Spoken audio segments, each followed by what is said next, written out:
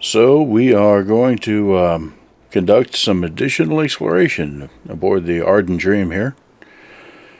Tonight we are beginning a sponsorship for St. Jude's Children's Research Hospital. The Zen Bassmasters, just a bunch of old gamers, and we think we found our niche in trying to support various causes that we're interested in, and we hope you are too. So we'd be delighted if you would take the time and check out the link to St. Jude's down below, or just go to stjudes.org and take the time to give a donation to the good work that they do. No child is turned away based on the ability to pay. So, yeah, they do good stuff. So, tonight we're going to kind of pick up where we left off. We'd seen the sights, landed on a planet that had some life, got some samples, and now we're going to move on. So we'll see how the game responds. It's been it was a little hesitant to log in, but we'll see how it goes. So once again, we're going to hang out with the FleetCom guys. Now, mind you, if anybody out there actually wants to tag along in person, has an elite account, I'm perfectly glad to do that. We'll set up a group or whatever we got to do. The ship has some additional seats, so that's a thing. Howdy there, sir. Good evening. And here we go. See what sort of trouble we can get into this evening. Our co-pilot here, Pavarotti, he's been feeling a bit under the weather. Oh, yeah, it looks like it's going to be pretty out today. Oh, yeah, that's right. We had the planet with a beautiful atmosphere. Take a look outside. Zoom. There we go. Just kind of pan around and... Oh, yeah. And the life was right there. This fungal cactus looking stuff. Made it very convenient. That's a good shot to start with. I'll take a screenshot or two here while we're at it. Okay. So we gotta plot our course, and we're still continuing on that long, kind of spirally course towards some random system off in the distance. So we'll eventually make our way there, and then make a decision as to what to do then. We're just kind of moseying along. We're not in any grand hurry or don't have a specific destination. So, hold on. Pavarotti took a leap for it. Yeah, it was, sure. I like this atmosphere. Alright, well, here we go. I may need to check on the co-pilot here. He's, like I say, he's been under the weather and he just made a move. He might want in or out or something.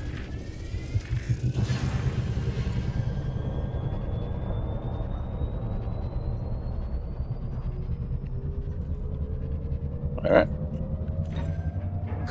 I always get those mixed up.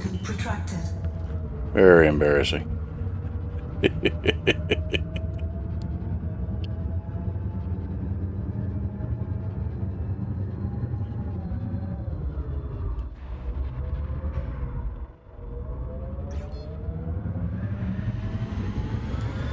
Here we go.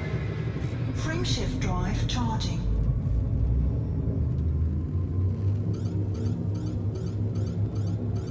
You are aligned? What are you talking about? 4, 3, 2, 1. Engage. Already arguing with the ship's computer. Usually the ship's computer wins those.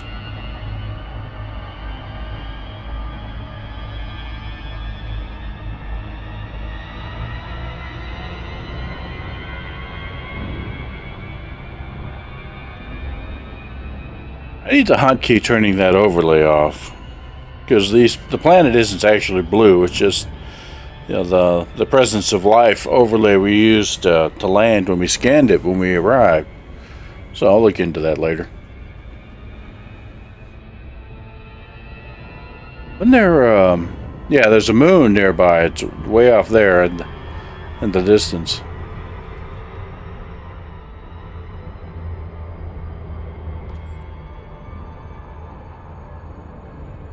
Alrighty, so let's kind of line up with what we got to line up with.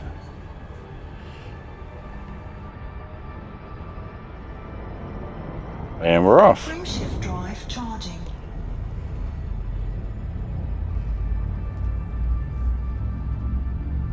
I look at these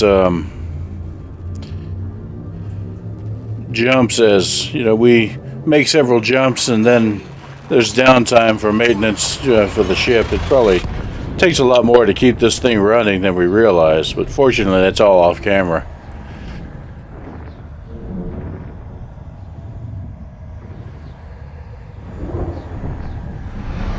Zoom! Alright. Well, let's top off the tanks. Fuel scooping complete. 8 bodies? That's pretty respectable. Alright, we'll check them out here in a moment.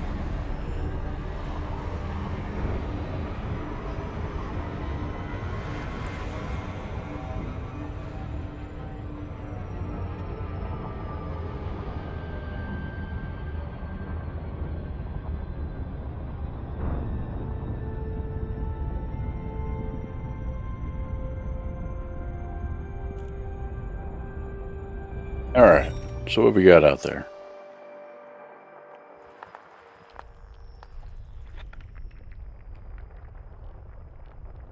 Oh, hang on. Co-pilot wants a lift.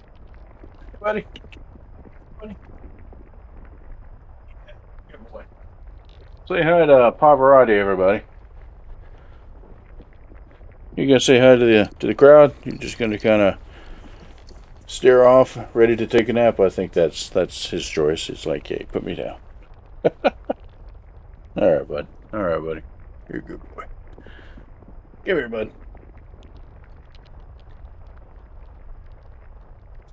He's been kind of sleeping curled up next to the flight controller. He's been very ill past couple weeks. Let's see if that's good enough. You good? You gonna chill? Got some water? Yeah.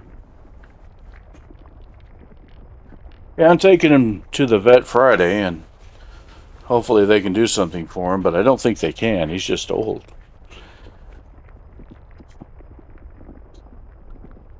And I've seen this before with cats.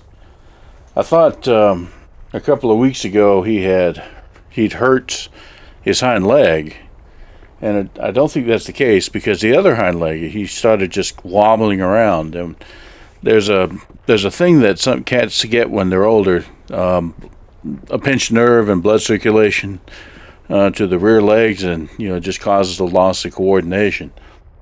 And that's where he's at. He's okay with his, he's got reasonable power with his front paws, but he tries to walk and he has real trouble. Kind of looks like he's swaggering like a cowboy, but that's not necessarily what cats are supposed to do. And lately he's been having trouble eating food, but he'll drink like a sailor. But it's hard to get him to eat anything. All right, so he's settled in. He's okay. And let's see what we got here. And we start off with an iceberg. What in the world is that? No volcanism, no atmosphere. Cold. Okay. Let's see what else we got. Oh, high metal content. Silicate magma volcanism. I might find today, instead of just looking for life exclusively, we've passed by a lot of geological contexts like this one. Silicate magma, helium. If it's landable, we might go look at some of these geological, essentially mini volcanoes. They're like mud volcanoes, if you've ever heard of that. They can be dangerous if you kind of drive up to it and let yourself get exposed to it. But they're small. They're not huge effects. Not like volcanoes, like Mount St. Helens on Earth or anything. Although I'm sure that there are such. We are just not allowed to land there. Ooh. Right off the bat, a biological context. What in the world is this guy? Icy body. No one's landed there, no one's mapped it. So we're making some progress here.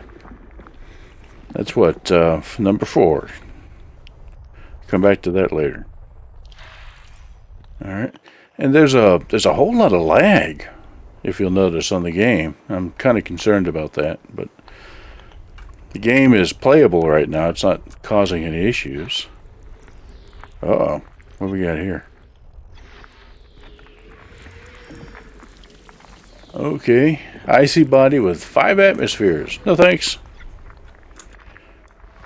System scan complete. And argon atmosphere. Huh. And another biological contact. What's up with this place? So that's 2. 2 and 4 have biological contacts. Let's go check them out.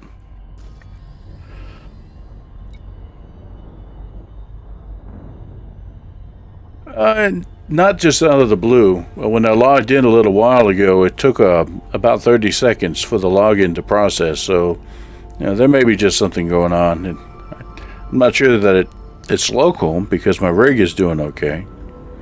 And I'm able to get to other sites. But yeah, we'll see how it goes. We can but try. If I crash and burn, then I'll be upset, but that's what insurance is for. All right.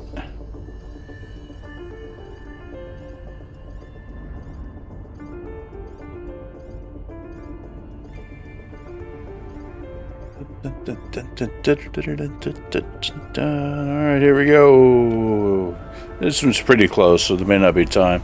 I do have a poet lined up for us this evening. Let me go up here and check him out real quick.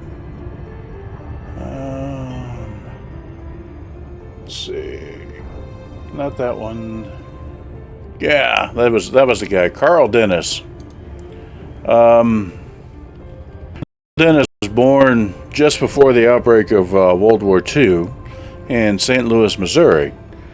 And he's what they call a modernist. His poems are modern in style and topic. But he has some interesting things that are fairly deep that I like. It's like Khalil from last week. I haven't read a lot of his poetry, but I've read a couple that I enjoyed. So if we get some time later, we'll dig into Carl Dennis here.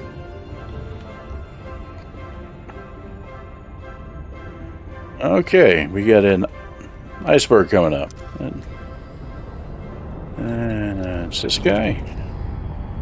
Whoa, slow down. Slow. Okay. Let's take our, do our scan, see what we got. 4 probes, 6 probes. See if we can do it in 4. I got aim. Here we go. Alright, see what that gets us. I think I'm aiming these guys a little too far away. Let me demonstrate something. So these probes, you can force you to do it. Scan by 50%. Go. Yes. All right. Surface scan complete. Oh, yeah, look at that. Bacterial colonies all over the place. Let's see if there's anything else. Yeah, just the bacterial colonies. Okay, so with the probes, what you're doing is you're trying to scan the planet, and you're using probes and impacting them on the surface, and they do something science adjacent to actually determine what's there. The art of deploying them, though, is you'll notice that right here there's a line. If I go beyond it, eventually it says miss. So what's happening there is you're actually slinging the probes, and the probes are getting caught by the planet's gravity and arcing around. And if you aim here, it's aiming to at a point 90 degree off, Yeah, I know. Yeah, sometimes you get lucky, I guess.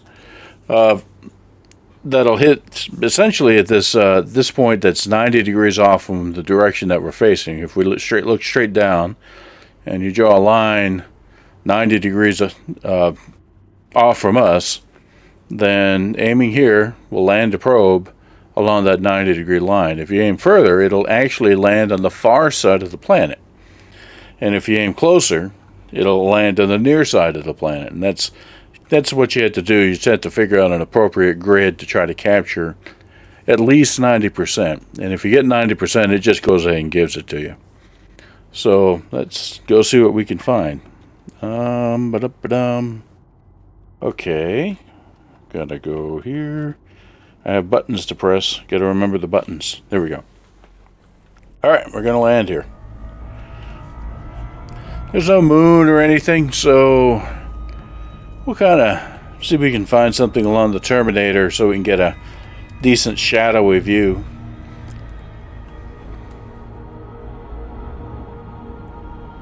And yeah, Pavarotti's already asleep. Didn't take long. He's a cat.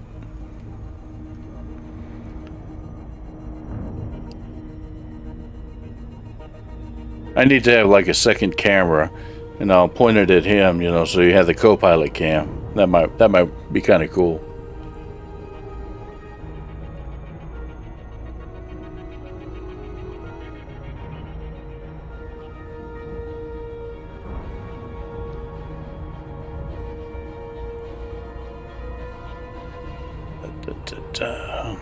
I can probably kick it a little. Oh, looks like this part of the Terminator. Yeah, there we go. It's giving me some mountains or something where where our bacteria doesn't live. I didn't check to see if this thing is tidally locked, and I haven't really determined whether the game, with regard to life, takes that into account. It would be interesting if it did. You know, that meaning tidally locked bodies always have one side facing whatever it is they orbit. And in this case, you know, the star. So this tidally locked body, if it were such, would get very hot on one side and very cold on the other. And life tends to like a specific... Yeah. I'm seriously thinking about it. I do have another camera. Now he moves around a bit, and you know this isn't exactly the prettiest sight because you know his bed, like I said, is my laundry. So I'd have to do something to make that a little bit more acceptable.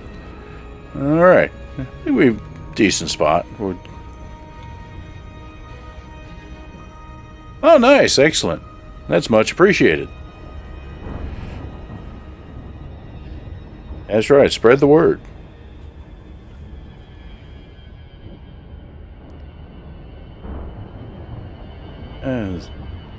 Wow, this planet's awfully big.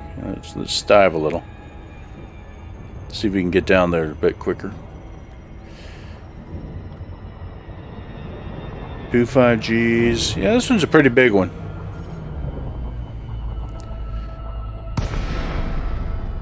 I have not yet attempted to land on a heavy G world with this ship. Oh, should I?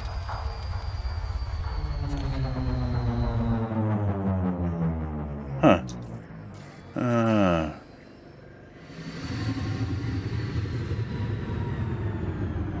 Well, let's see.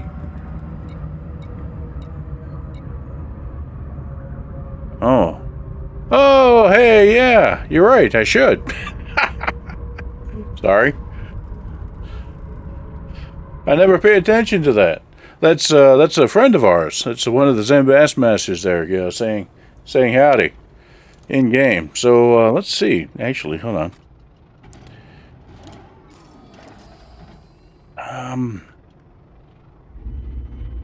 Oh, this place has a nice little atmosphere too.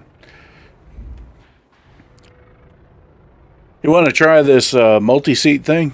I'm not sure how well it's going to work out, but we can do that. I'm actually kind of looking forward to how that might work. I know you can't do it with SRVs still. That's a bummer. But I don't know if you can do it getting out. All right. Okay. Let's see. How do we do this? I have to... may have to... Yeah, find telepresence. Here we go. Private group session. Which group... No, that's fine. Which private group are you in? Are you in the Marcus group or some other group? We just have to be in the same group, I think. Yeah, because it won't do the let me invite you otherwise. Okay, yeah, hang on. So let me land, and then I'll switch over to that group. I don't necessarily want to log out, hovering over the planet here. Oh, this place looks... Oh, wow. Craggy. Yeah. Well, it should be okay to land here, though. Alright, let's keep going.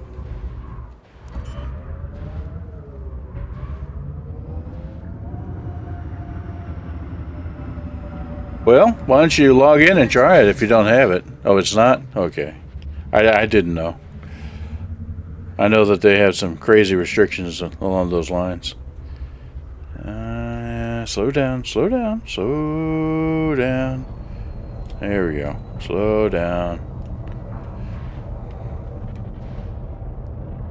Okay. Gotta sidestep a little bit until we find a spot that it likes. Yep, whoa, I think I found a spot right there.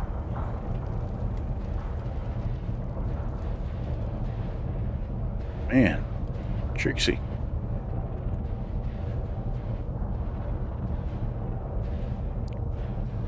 I don't know about this one little spot here.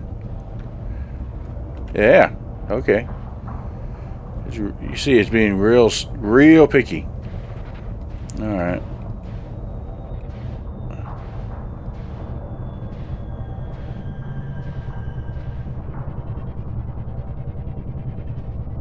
Oh, gosh. No, it won't let me do it. It says it's okay, but it's like, nah. At the last minute, it changes its mind. You can't land on the rocks. Oops. Hang on. I'm trying to demonstrate what we can't land on, and I'm about to crash into it. Although that off in the distance looks much better. Whoa, there we go. How about this? Dang you. Yes! Found one. So let's take a quick look at where we are. It is an iceberg, but oh yeah, you see why I wouldn't let us land there. It's just rocky and cracky as hell. Oh, that's funny. You can actually see the landing imprints where we attempted to land. Okay, so I'm gonna drop out. Ooh, is that a crazy mountain off in the distance? Yeah, I'm gonna drop out real quick and see if we can't get our other commander in the crew here, and we'll do some experiments to see what all we can do as a group. So, give me just a moment. Bear with me. So the way that works is we're going to exit to the main menu. Ship will be fine, I hope. And then we're going to get back in a private group session with our buddy. The way these private group sessions work is it's the same game. It's just instanced with the participants involved. So let's see what we got here. All right, I'm in the group with you, I think. I'm gonna check it out, and you're quite a ways away. Yeah, I can invite you now. Are you in a spot where it's safe for you to leave your ship?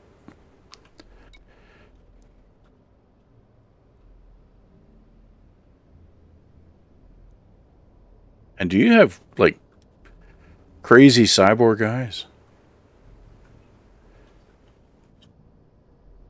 I think he has crazy cyborg guys. Alright, here we go. We're going to try it. We'll start with a team thing.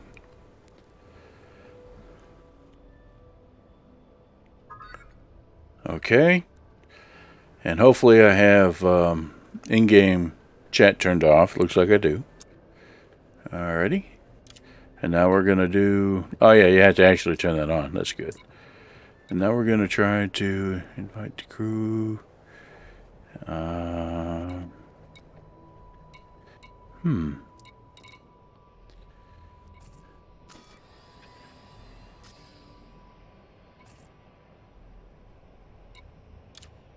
And telepresence, telepresence. Where's telepresence?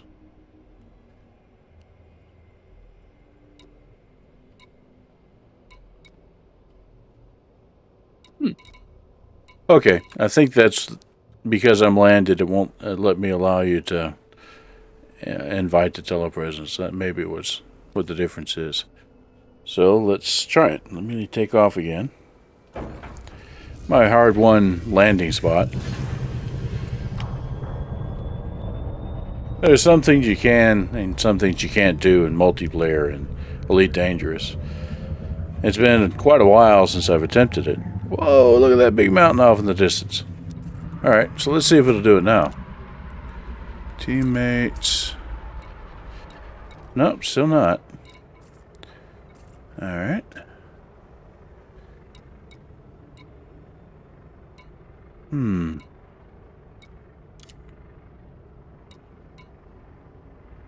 Yeah. Alright. Well, let's get a little further from the ground then. Let's see if you have to be in space to do that.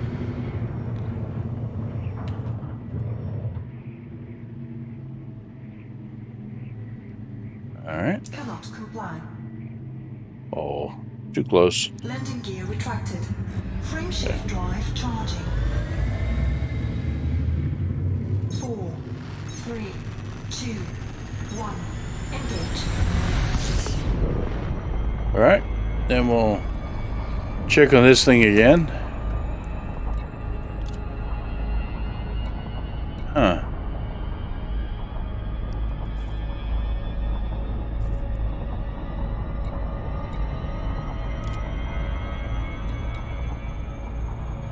Team boarding. Team boarding. So maybe that's what... I think you're the one that has to do it. You're in the team now.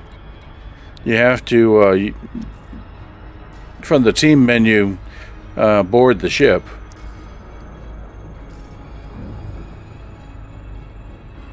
Because...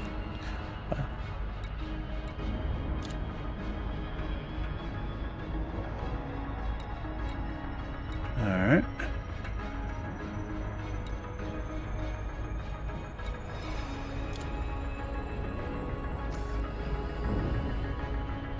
And if that's successful, then we'll see you pop up over here.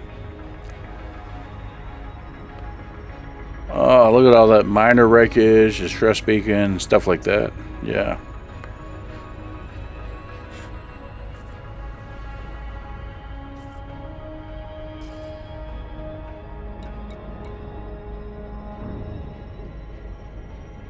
Yep. That's right.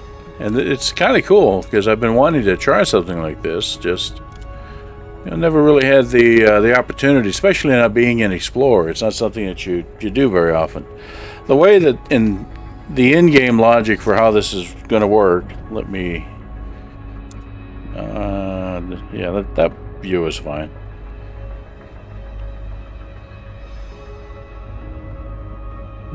Turn it off. There we go. He'll pop in there. So, the in-game logic here is we have faster than light comms that are... I am not seeing a way on my end. Okay. Well, let's see. I'm going to kick you from the team because I remember having that option to do telepresence before. So let's see here. Options, team, leave team. Okay. Now let's see.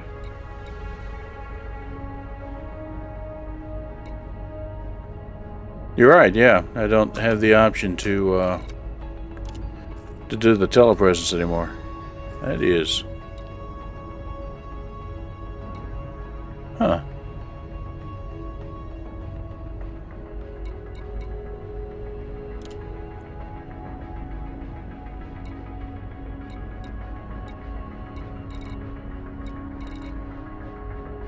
Interesting.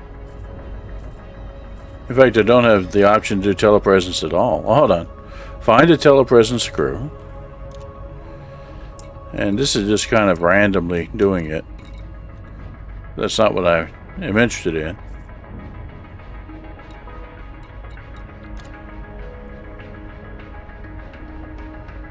Hold on. Okay, now I've got the option. Invite the crew. So I'm going to do that. Invite the crew. Choose your planned activity. Further activities. Let's see what we got here. Just exploration. Alright. How'd that work? Apparently I can invite 2 people to the crew. Telepresence crew member connected. Hey! Alright. So let's see what that looked like. And there you are. You got your helmet on and everything.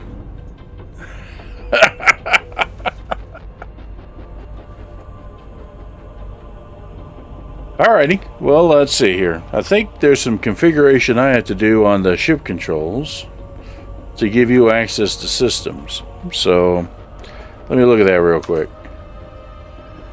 And yeah, I've got like 2 seats. That's pretty awesome, huh? Yeah, he's in here. He's got things configured so that he's wearing his helmet. He's like the you remember on Top Gear, what was that guy's name? The Shtick? Or, gosh, I can't remember his name. Anyway, the driver that they always had in this. Yeah, you gotta wonder. But that's what he is. He's like that driver that was constantly, the Stig or something. Okay, so we're gonna check on configuration, because again, this is a new thing. It's kind of exciting. So I've got a bunch of systems, and... yeah, that's the Stig. Yeah, that's it. Thank you. Perfect. Oh, hold on. 3. Crew. What can the crew do? Oh, you have a gamer card? Yeah, let's see your gamer card. Oh, apparently you can't.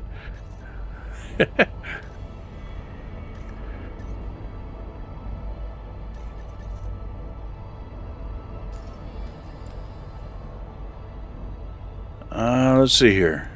So...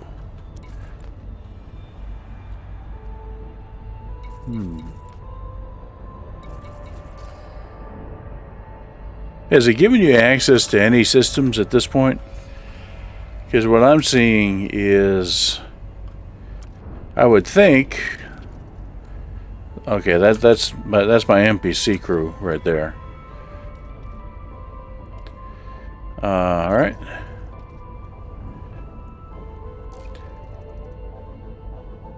That this would be where I can gunner. Alright.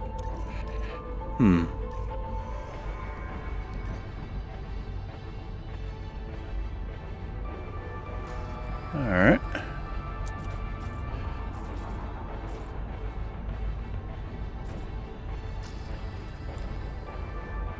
Yeah, what we're doing right now is we're checking on this configuration to see that he has access to the various and sundry stuff.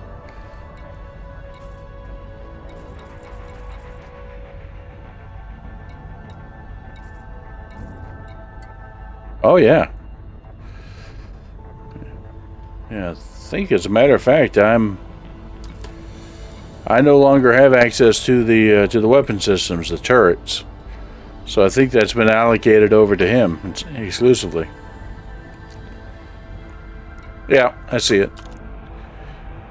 Kick, report, block. Can you select your own role? Is that what's happening here?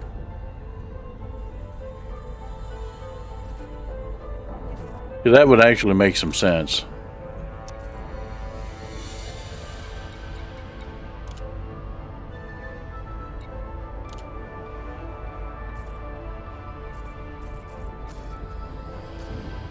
All right. Dun dun dun dun. Alrighty, you want to play with a little? Okay. Well, I have something you can try right off the bat.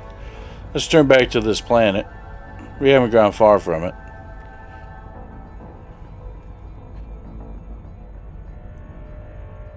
And we'll let you play with a fighter. As in theory, my understanding was that with an additional player on board, we could launch both fighters at once. Yeah, that's true. But I've always wanted to try this because I have two fighter bays in this thing. I think. Well, we're about to find out. Alrighty.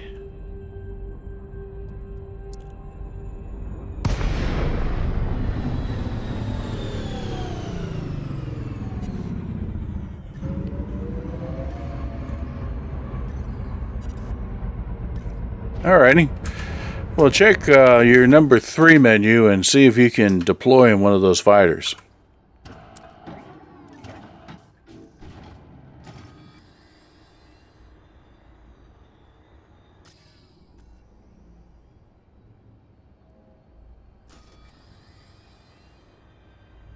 Fighter deployed. Oh yeah, hot damn. And he's out of here. Established. I'll take control of the mothership.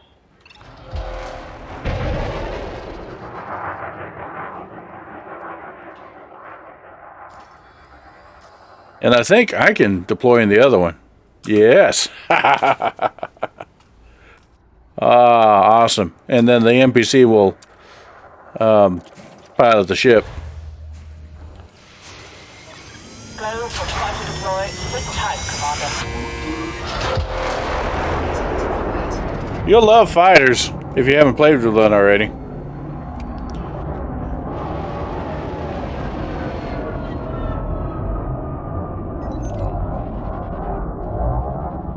Crazy thing is, the mothership over there will try its best to stay in formation.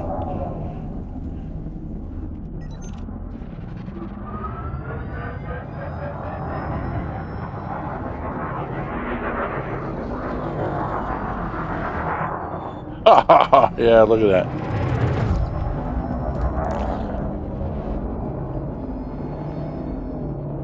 Fighters in Elite are essentially drones. You know, you're not actually piloting the thing. Rather, yeah, whoosh. Rather, you are still on the ship, or in T. O'Neill's case, you know, several hundred light years away. And these things are just out here remotely doing their thing. Whoosh! All right, hold on here.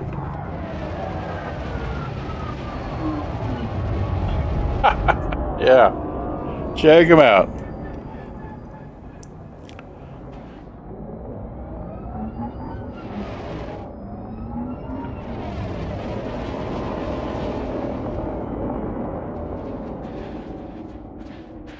Yeah, look at that thing.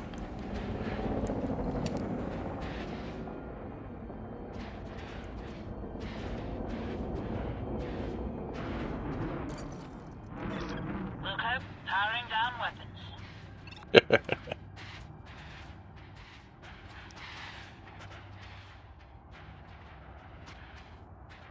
They have kind of a vaguely bluish tinge to them. Although this red thing, I'm not sure what that's all about. That's pretty cool. Probably just the heat sinks on it.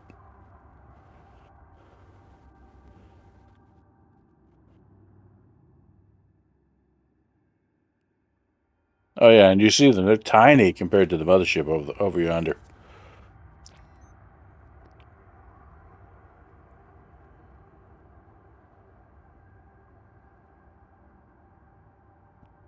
If we had something to fight, it'd be in real trouble now.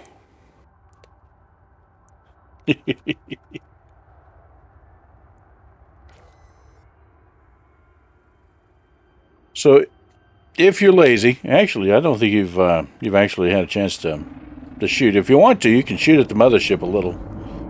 It's got shields that are just crazy. You want to take out your own fighter? That's fine by me, Commander. And she's very snarky.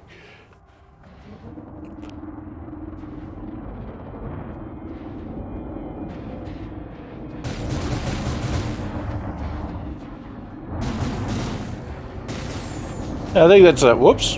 Now we're ramming each other.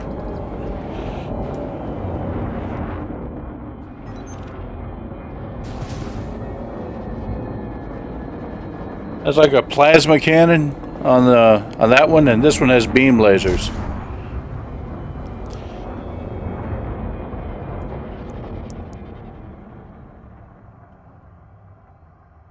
And each one of them has a single self-defense module.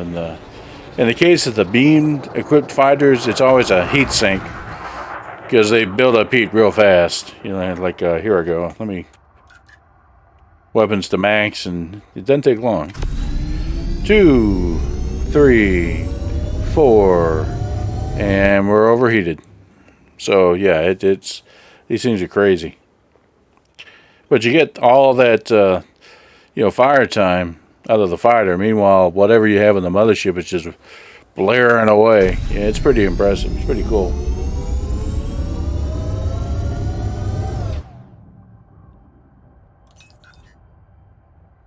Alrighty. Well, I'm gonna be lazy and let our NPC dock these guys. Go back. Now you can dock manually, and it's not difficult. The mothership doesn't necessarily stay motionless, but what you do is you'll see a landing reticule. The fighter is now mine. Yeah, you figured it out. So you just we can order her to land it, and I guess I'll land mine and. Prepping the ship for fighter retrieval, Commander. All right. And yeah, you'll see a little place where you can land there.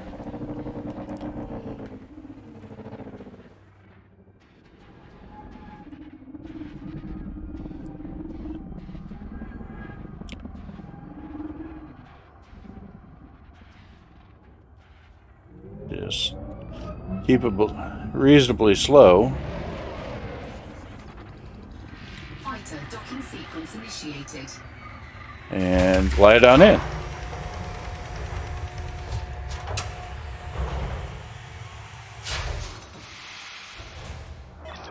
Fighter is secured, Commander. Diagnostics complete.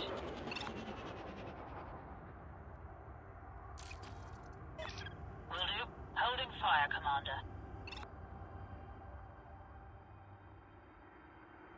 Okay, so yeah, I'll go ahead and bring that in.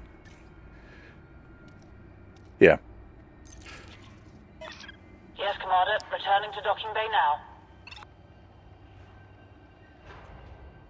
And this is the lazy man's fighter retrieval procedure.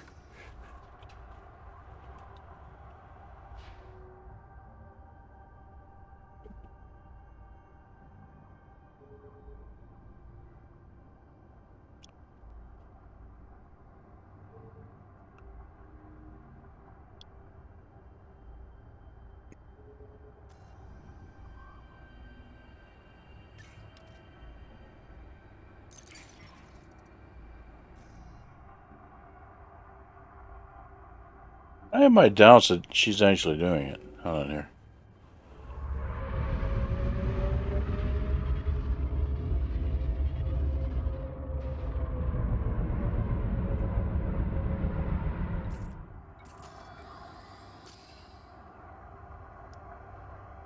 Yeah, she hasn't moved. Okay, so let me go get it. I ain't leaving my fighter out here. Attack at will. Defend. Roger. Initiating defensive protocols, Commander. Okay. Bringing the fighter in now, sir. So let's see if she actually does it. No. Interesting. Okay, well, I guess we learned something. Got to go out there and do it myself. I now have control, Commander. She's in safe hands. Oh, okay. You're going to do the docking? Well, come on in. Fighter requesting to dock. Okay. Well, it actually says, hey, hold steady. You know, I might just move around randomly. Who knows?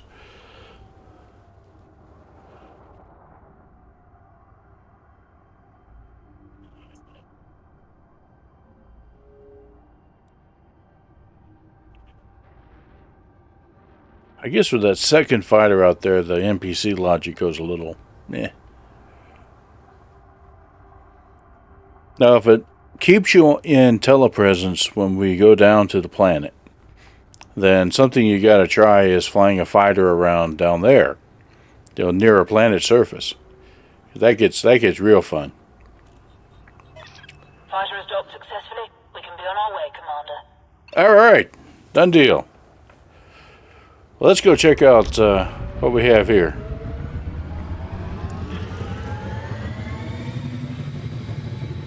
Frameshift drive charging.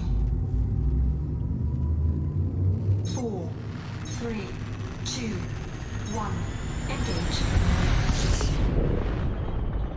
Alrighty.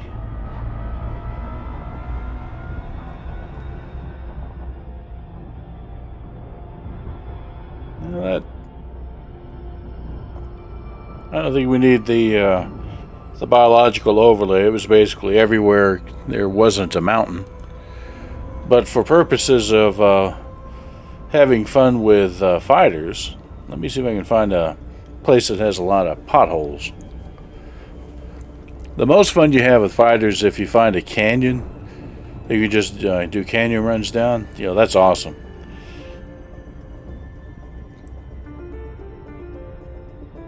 But that's not necessarily so much of a thing anymore. Orbital flight engaged. Alright. Yes. That looks like a nice little spot over there. So we can shoot just past that ridge. That big, that really big crater there. Because on this planet, you know, that's deep. That's going to be a nice deep one. It looks like there might even be a ridge. Yeah, right there. Okay, let's see what we can find here.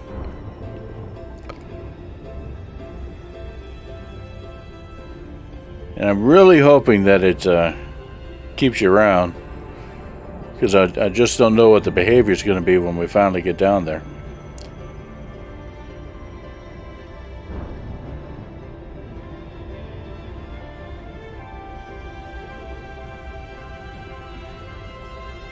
Well, the atmosphere is really misty. Kind of interesting.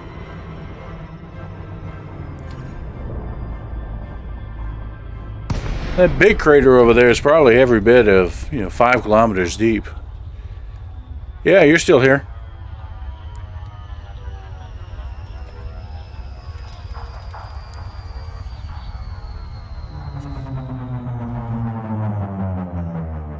Okay. Well, we are about 5 kilometers above the surface. So why don't you see if you can launch a fighter here and just go have a ball. I think you'll love it.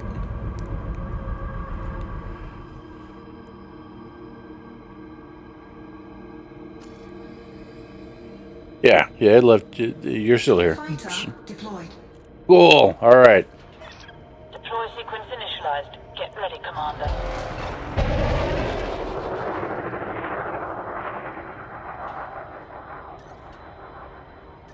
And if it'll let me, I'll also launch him one. And we'll just let our. Telephone sync established. I'll take control of another ship. All right. Let's see if we can follow flag runner here. Don't be bashful. We've got some the ability to repair these fighters. The only restriction is you can't get more than like 20 kilometers from the mothership, I think it is.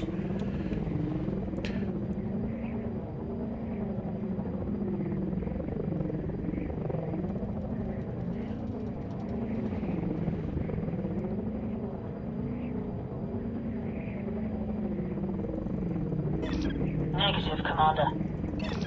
I can't do that right now. Affirmative. Ceasing fire, Commander. Yeah, she's a little pissed because we're so close to the surface, and I think that's just as well. Doesn't necessarily want her to follow us all the way down to these craters.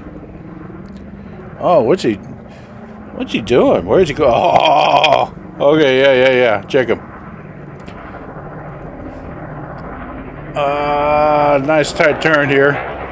Whoosh. Sneaky bastard. All right, here we go.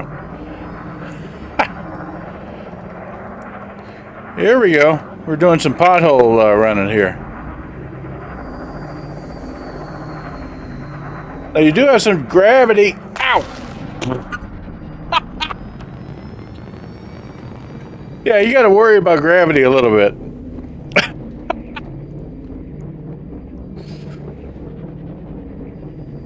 So that, remember to pull up a bit.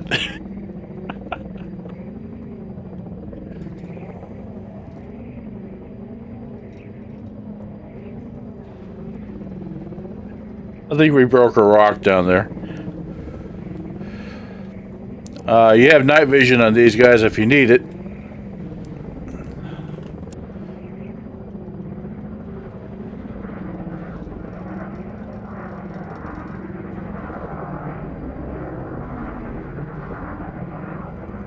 Yeah, that was about a 2 kilometer deep crater. That's pretty good. Slow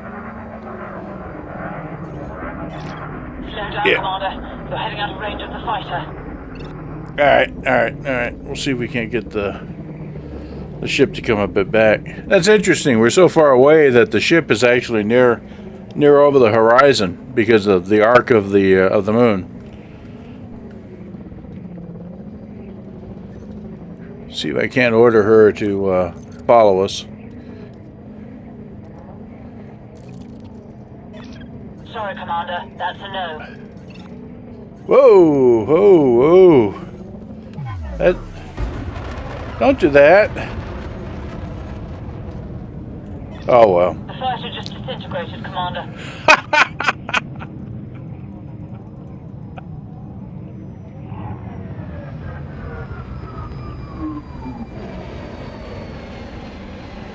Neil, I assume that was you. Yeah. Yeah, like I say, you gotta be, you gotta stick within about 20 kilometers or so. That's pretty funny. Give it a minute. You'll be able to launch another one. We've got multiple fighters in storage, so losing one's not a big deal. That's pretty funny, though.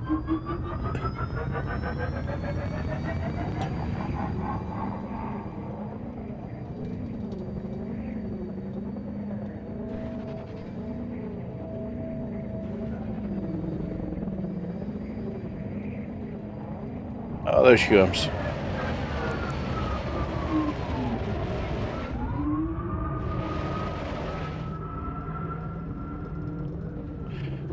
It's like losing an SRV. It will rebuild the fighter after a minute or two, and at that point, you can just fly on back out. Yeah, but I think it was 2025. But the rule of thumb is you just kind of stay within 20, and you're pretty safe. Space dust.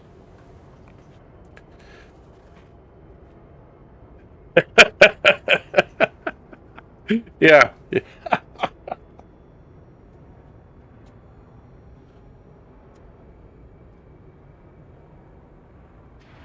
Well, while he's recharging, I'm gonna fly around here a little bit more. Oh, I'm gonna hit the ground again, man. Fighter deployed. Whoa! Shields offline. Global for fighter deployed. Sit tight, Commander.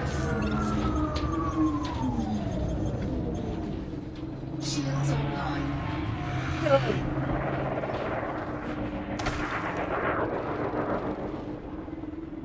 Wow, those rocks hurt.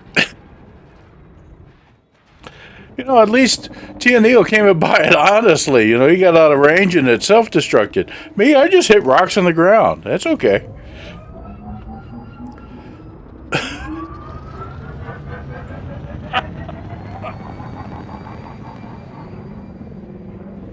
Oh, I want to see if there are any canyons we can... Yeah, I got mine beat up pretty good, but that's okay. Asset denial it is.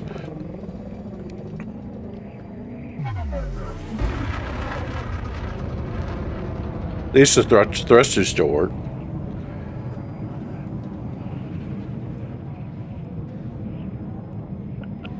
Oh, man. So what we got over here? Nice little ridge.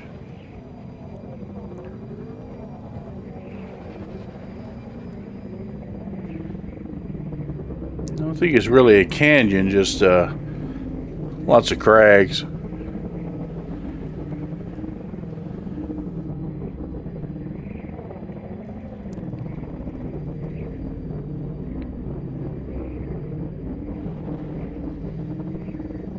I'm trying to get Mama to follow us a little bit.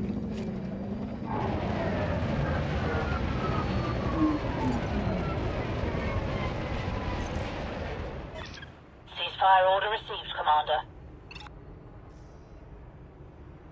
See if she's closing. Yeah, here she comes. Get her over here. Yo, you want to try that? Again, I'm not sure that it'll let us, but yeah, we can try that. But I think you get the point about flying fighters on the surface. It's the canyon runs that we used to do were just really great. Yeah, I need to do something better with the background on that emote, but I'll work on that. There we go. When the mothership approaches. Fighter requesting to dock. Slow and steady, Commander. Ready for docking sequence. All right. I get a freebie on this one. The little nanos will fix up my fighter despite my best efforts to scratch the paint. Fighter docking sequence initiated.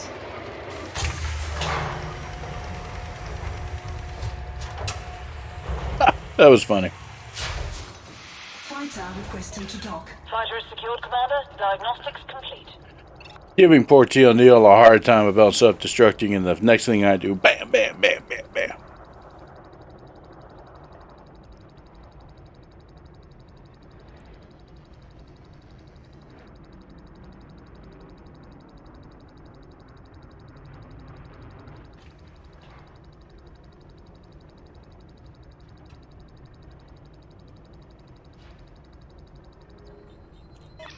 Fighter is in the bay. Let's go, Commander.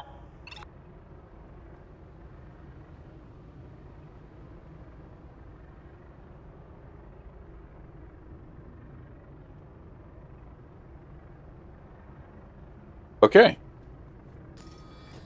Looks like we got everybody back aboard. None the worse for wear. Let's go land this puppy and see if we can actually get out. I'm curious about that myself.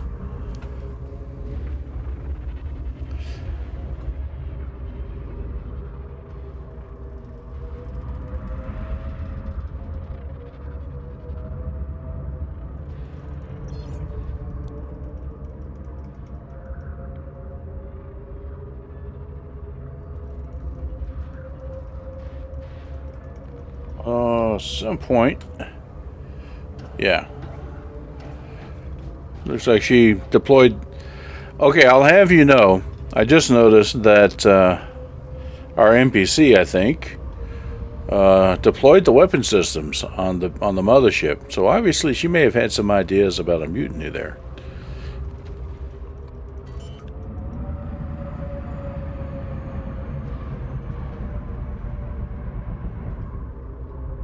Or at least about who was going to drive. I don't blame her for that. I'm pretty good at crashing things.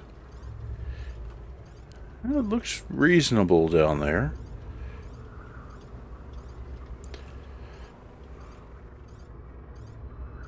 Yeah, there's some good rocks. Okay. See what it says.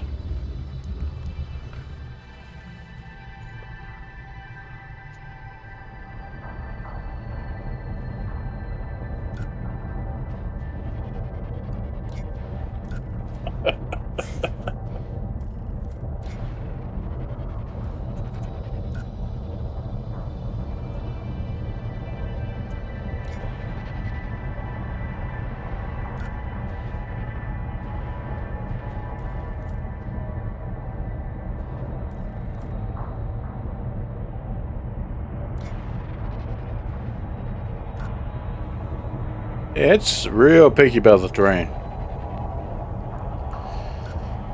It's because we had a lot of scattered rocks down here.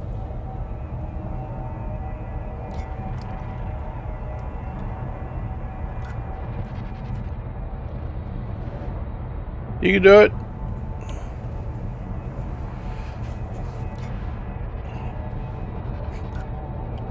Wow. Yeah, that's. I'm gonna do this manually if it doesn't catch it this one. Alright. Alright.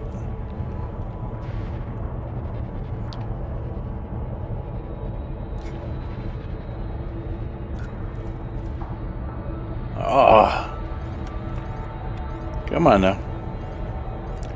Let's move ahead a little.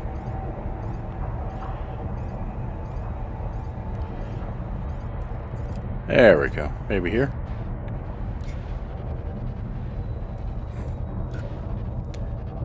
You're killing me. Just these little rocks I was just having problems with.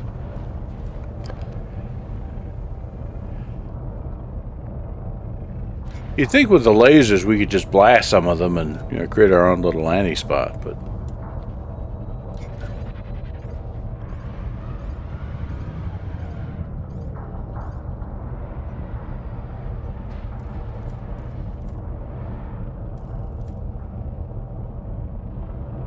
all right. And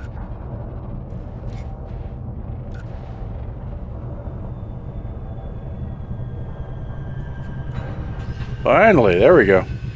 Whew. Yeah, let's just try it on foot and see what happens. See if it'll even let you get out. It may not.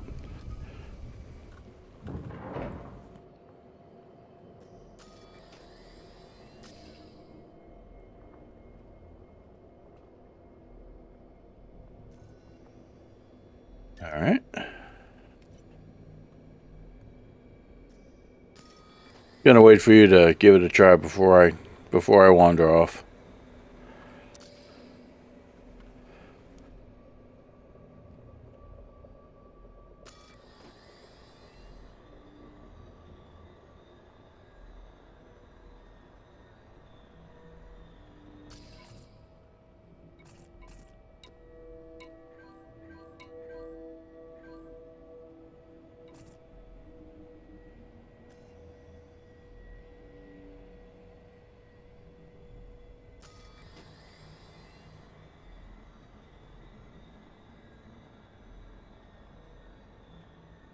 Any luck over there? I mean, you've even got your helmet on and everything.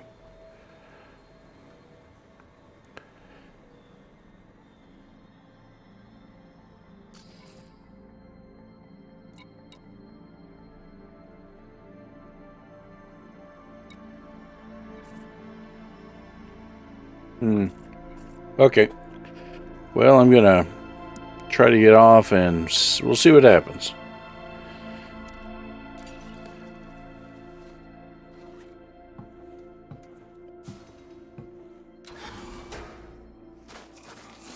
So what does that do to you? Are you still aboard?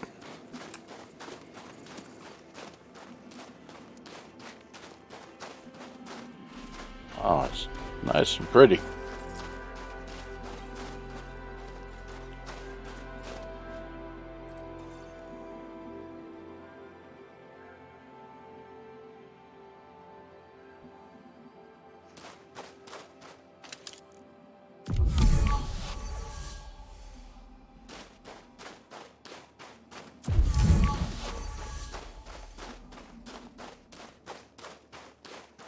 It sure does, yeah.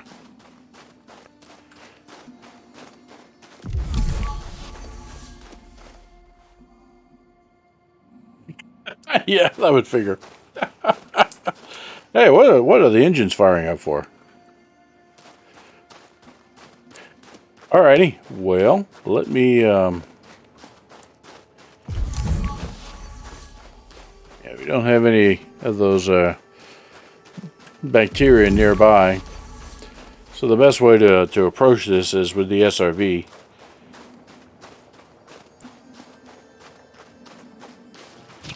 Yeah, they haven't quite implemented that yet, and that's disappointing.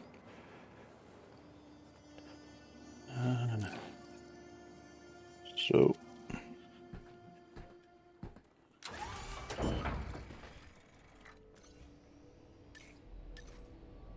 I do have 2 SRV bays. Will I let you get out on one of those guys?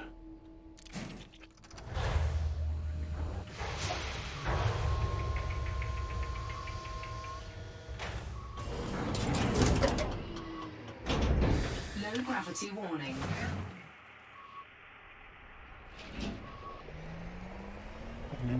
What are we doing for gas? All right.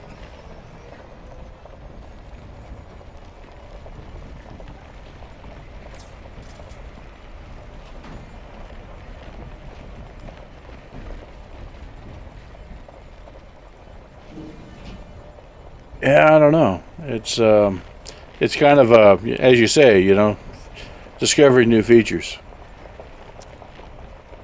Wow. Can't even let you launch a fighter while you're down there. All right. Well, I'll try to be back real quick.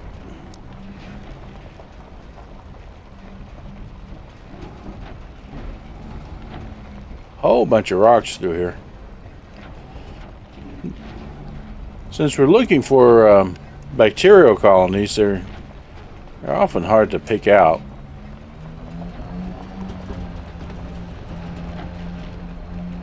Light discolorations or changes in the topology. It's really kind of wish they would had like a live scanner on the SRV. That would make it a lot easier.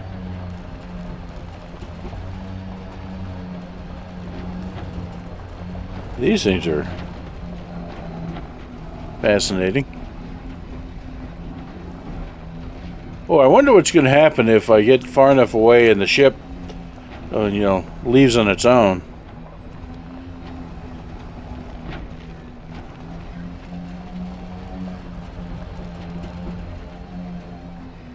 Huh. Probably true.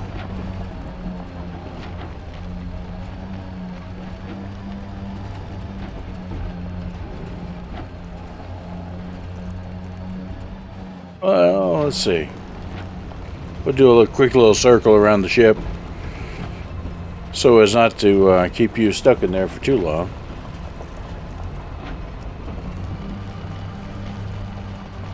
About to do a wheelie.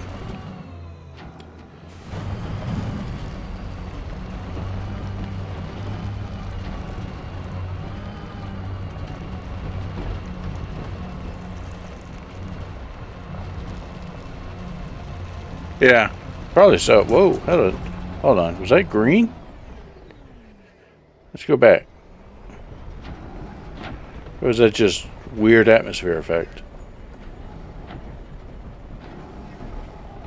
Yeah, it was just weird atmosphere effect. That's too bad. Okay, let's just proceed.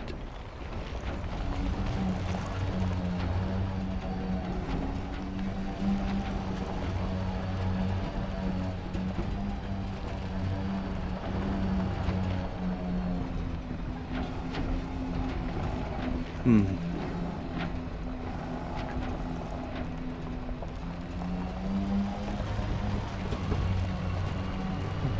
remember searching for quite a long time on one of these bacterial life signs. They just were rare, despite the density indicators showing them all over the place. But we'll skip that this evening.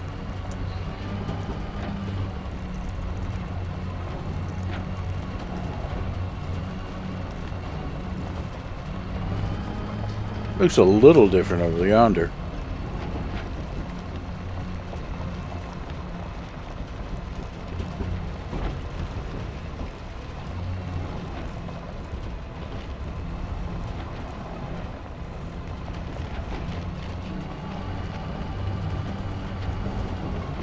Whoops.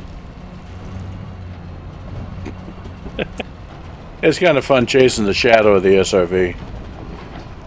Thing looks like it's about ready to pounce.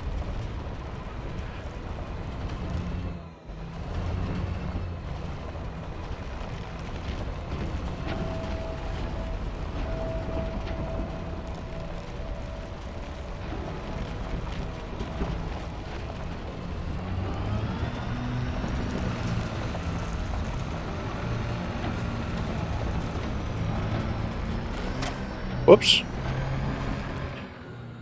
See, it's that same rock that I that leapt up and crashed into my fighter earlier.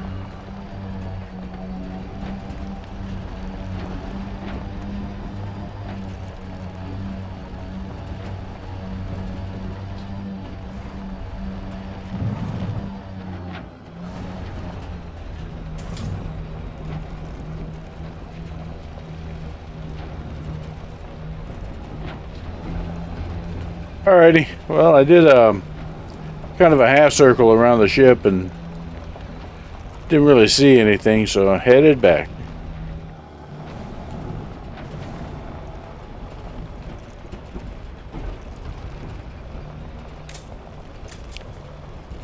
There was another planet in this system that also had a biological contact, so we could try it real quick.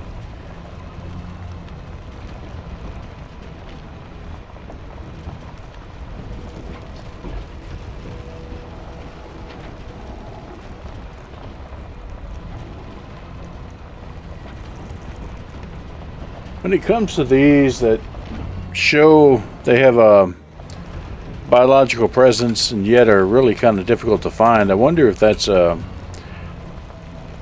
just a luck of the draw thing.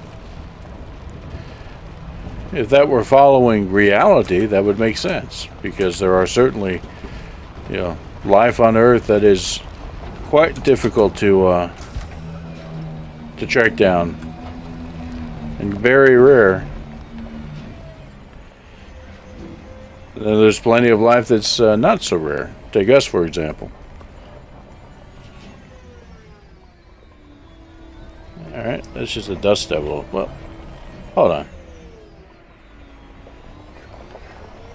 That dust devil's still there? Yeah, what's up with this dust devil?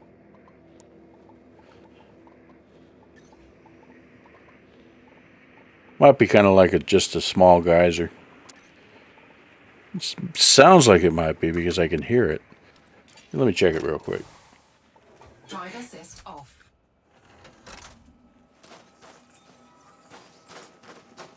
Brr. I know what it is. It's that amorphous life form like in Star Trek. It just goes around, wandering around waiting for ships to land. That's gone. Oh well.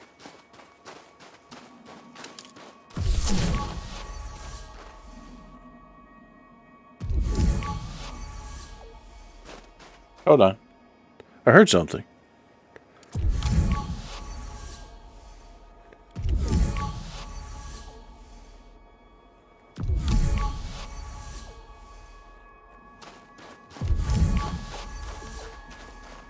Yeah, there's kind of a directional indicator. Hold on.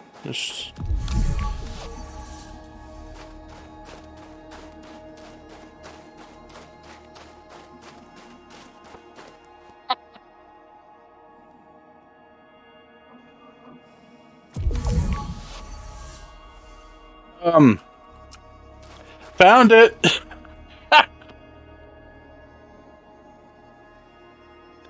Okay. Hey, I'm good.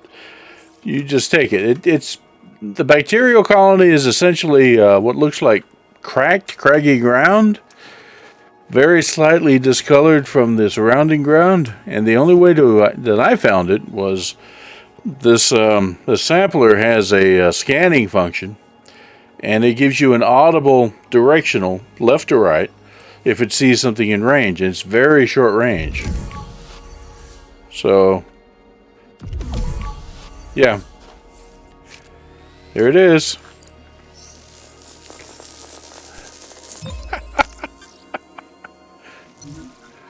So, orange organic bacterium silica.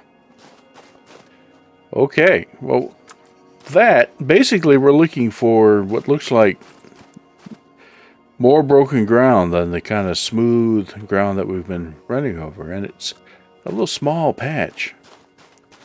Yeah, I can't believe that.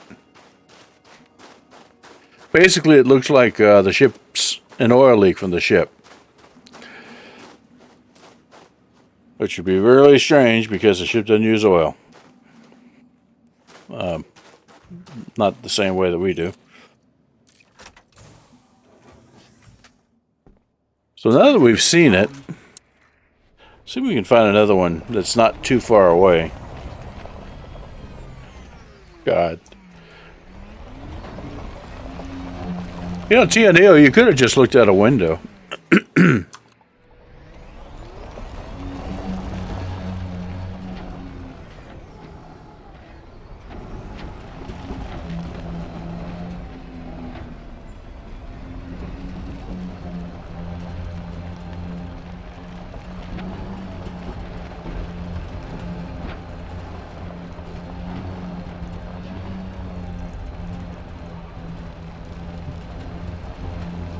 We're just looking for, like, oil spills, maybe. Let's pop out here. Oh, hopefully it doesn't drive off on me. Okay.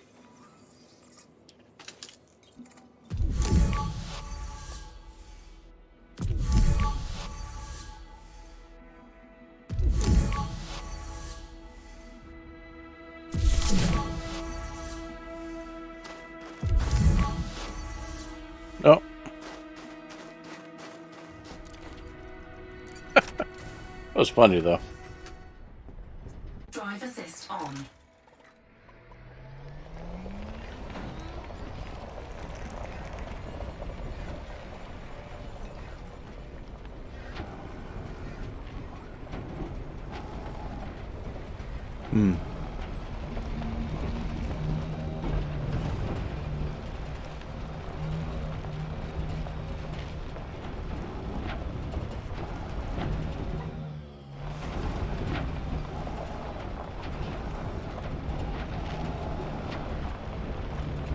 Oh, wait. So maybe these dust devils are significant. Is that? No.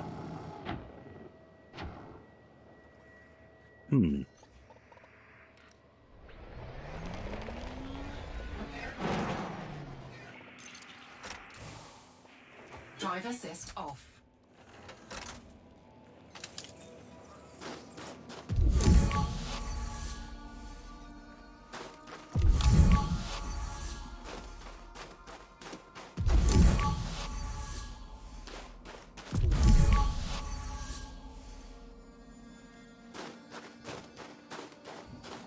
Yeah. It's gonna, now that we know the trick, but it's still gonna be a bit of a hunt, so yeah, I'll come back. Drive Unfortunately, you have to have 3 samples to have a full set, but that's okay.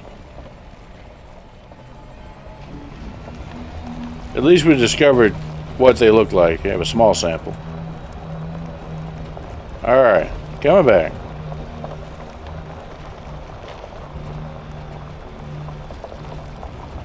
Yeah, that was funny. I can't find it. Oh, yeah, you're stepping in it.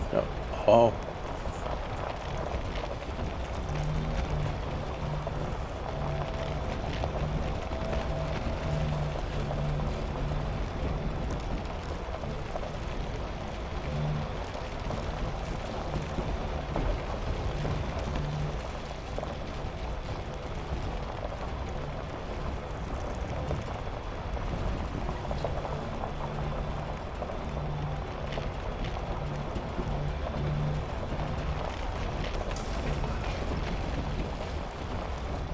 Alrighty.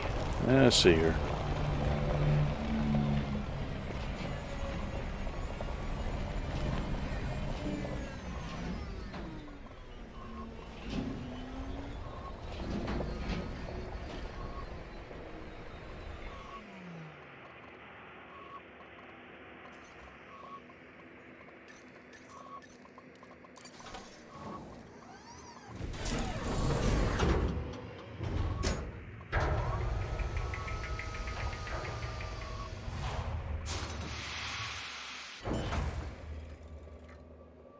Alrighty. Tray's in the upright position. And let us move on. Let's see if we can find something that's a little bit easier catch on this other one. Number 4, as I recall.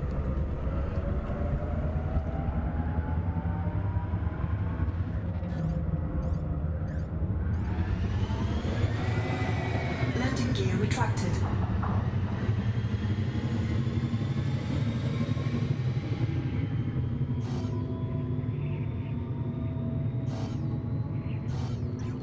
Frameshift drive charging. Oh, man. 4, 3, 2, 1. Engage. Alright, number 4 is...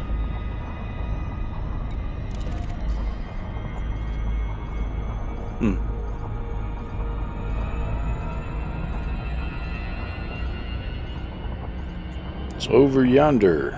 So let's see if we're far enough away to... This one's a little distant, so I'm... See what we can do about one of Carl Dennis's poems there. Like, there we go, that got us. As we're passing by. Alright, so let's see. So this is Candles by Carl Dennis. If, on your grandmother's birthday, you burn a candle to honor her memory, you might think of burning an extra to honor the memory of someone who never met her. A man who may have come to the town she lived in, looking for work and never found it. Picture him taking a stroll one morning, after a month of grief with the want ads, to refresh himself in the park before moving on. Suppose he notices on the gravel path the shards of a green glass bottle that your grandmother, then still a girl, will be destined to step on when she wanders barefoot away from her school picnic, if he doesn't stoop down and scoop the mess up with the want-ad section and carry it to a trash can. For you to burn a candle for her, you needn't suppose the cut would be a deep one. Just deep enough to keep her at home. The night of the hayride when she meets Helen, who is soon to become her dearest friend, whose brother George, 30 years later, helped your grandfather with a loan so his shoe store doesn't go under in the Great Depression. And his son, your father, is able to stay in school, where his love of learning is fanned into flames, a love he labors later to kindle in you. How grateful you are for your father's efforts is shown by the candles you've burned for him. But today, for a change, why not a candle for the man whose name is unknown to you? Take a moment to wonder whether he died at home with friends and family or alone on the road, on the lookout for no one to sit at his bedside and hold his hand, the very hand it's time for you to imagine holding. Whoosh, and the sun whizzes by.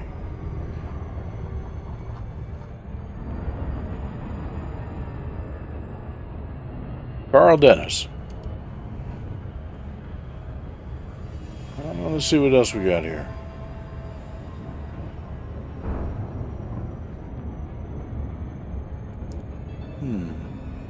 Let's Take a look at this one.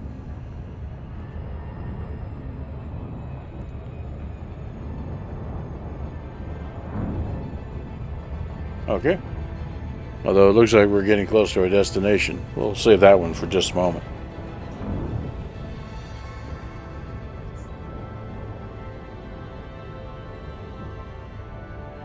Hey, when we get close enough, if you're still with me there, T. O'Neill, let's see if you can do the scan on this one.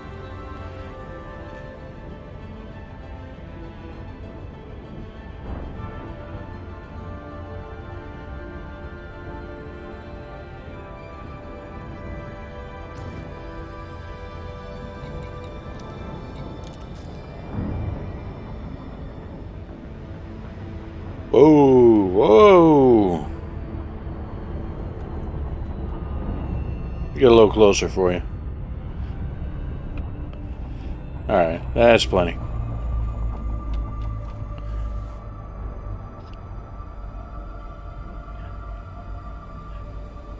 Alrighty. You're a scanner. Let's see if you can actually do that. I remember reading in the multiplayer annals that with multiple players you can deploy the scanners, use them, both for planetary scans like this and for system scans, the full spectrum scanner that we use jumping into system while we're kind of flying around. I'm just again, this is an opportunity to try it, just never have. I see that the scanner's deployed.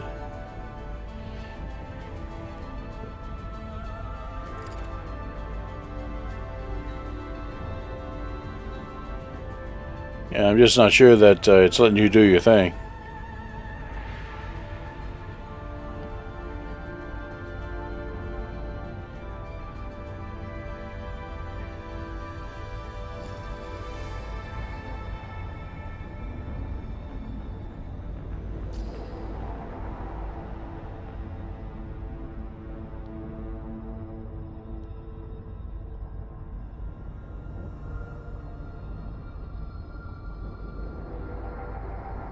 Huh.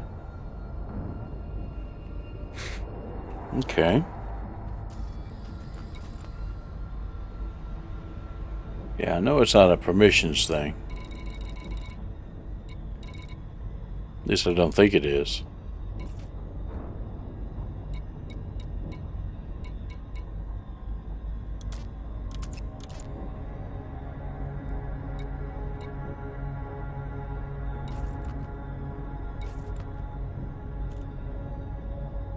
Yeah, I guess it's pretty limited. You may not have this stuff hotkeyed if you don't do exploration a lot.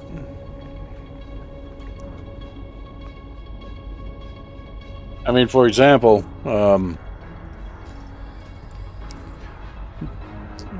you may have to set up fire groups for yourself, and in the gunner mode. And for the detailed surface scanner, it's usually just best just to stick it on the primary trigger and let you do your thing that way.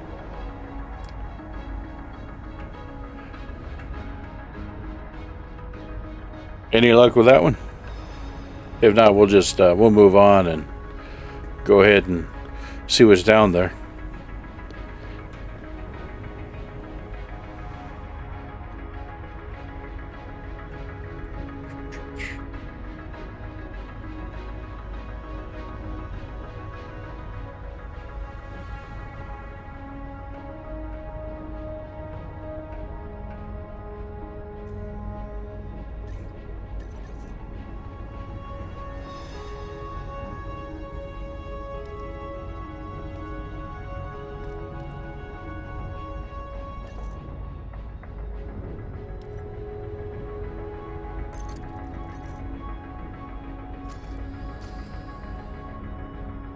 Man, gotta teach this ship to share.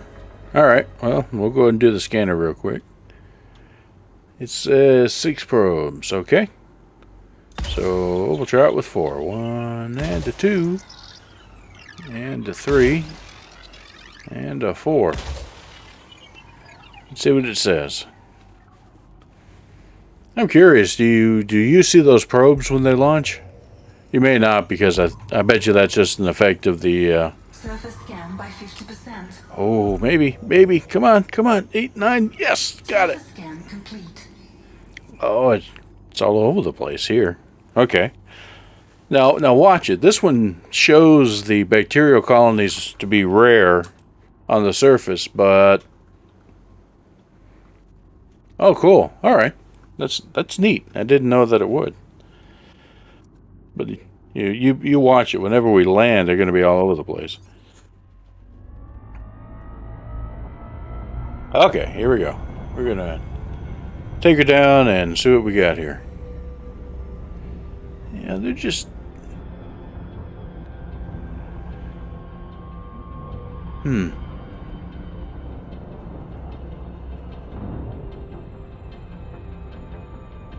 Looks like the surface here is smoother, but much more colorful. I wonder what that entails.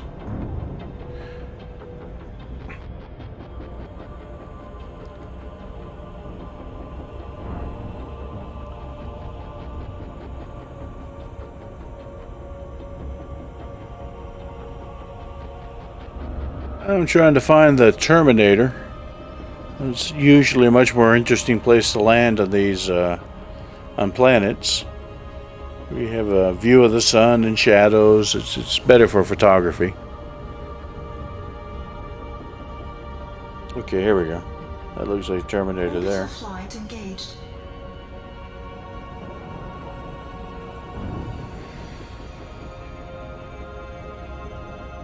Yeah, it's almost like puddles. Very scattered. Yeah, alright. Well, we'll see what we get. I like this like, it looks like a runway right here. You know, I've got a nice long patch. I have the runway in sight. Can't miss it. Watch me miss. But of course, the ground looks jagged as heck. I mean, I wonder if it's going to be possible to land easily.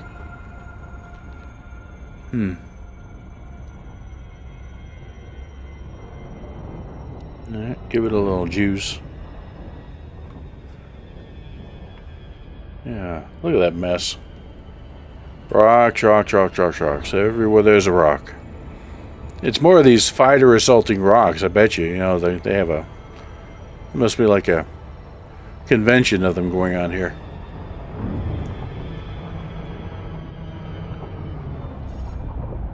Alright, here we go. See if we can find a spot to land in all of this mess. Oh, sorry, buddy. Pavarotti decided to pick that moment to stand. Alright. Oh, boy, look at that. Woo!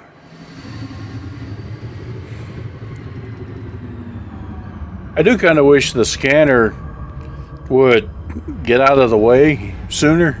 But yeah, once again, we have another atmosphere. Very thin. It's got the same sort of coloration, so I imagine the same composition as the last one.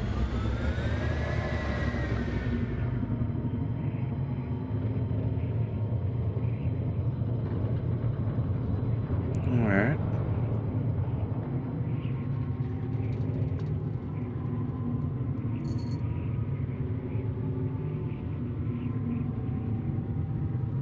Just looking for someplace reasonably smooth for this really, really large ship.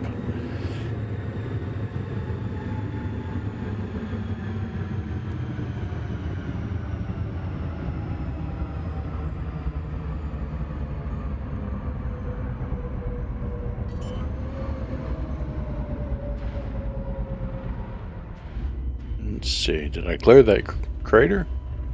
Landing gear deployed. Yeah.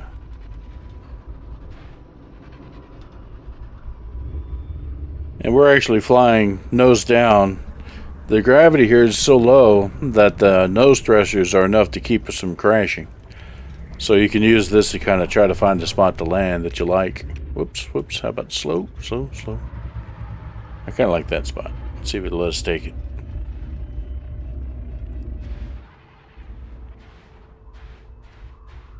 All right, here we go.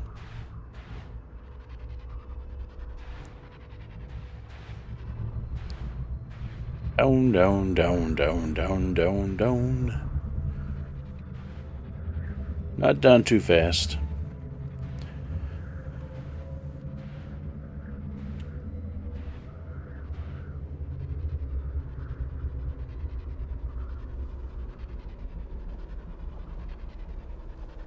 See what it says about the situation. Ah, man. Hey, lucky.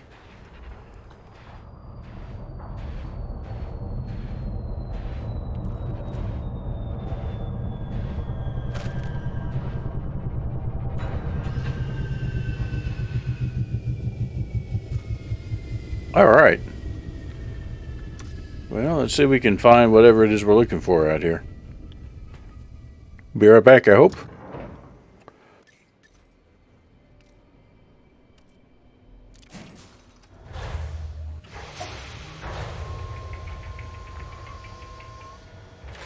So the last one looked like an oil slick. Low gravity warning. Let's see what this one looks like. It's very snowy. It's yeah, much more powdery, icy atmosphere. The albedo's really off the charts here. You would think there would be a higher contrast with, you know, snow and life than there would be other things. Just depends on whether it's buried, I guess.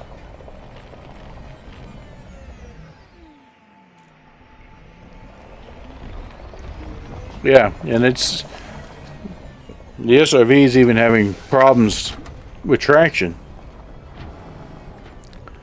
You know, kind of hit and miss.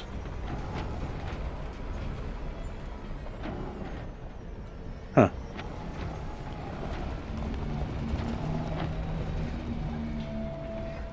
All right, all right. Wow.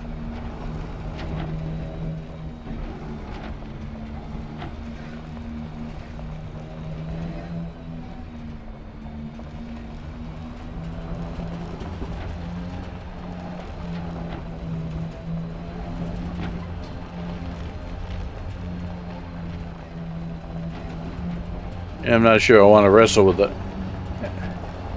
that ridge over there, so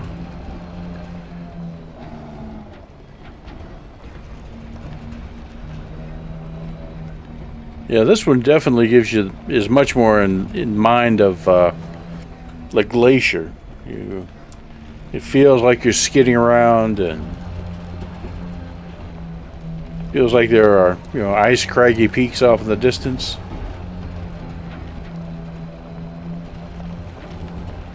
Hang on there. Hang on there. All right, let's pop out real quick and see what there is, if anything. Drive assist off. Yeah, look at that. I mean, it's icy, icy.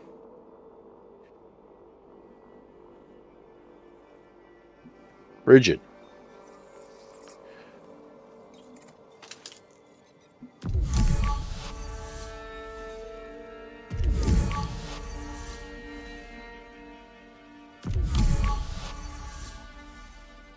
Oh no.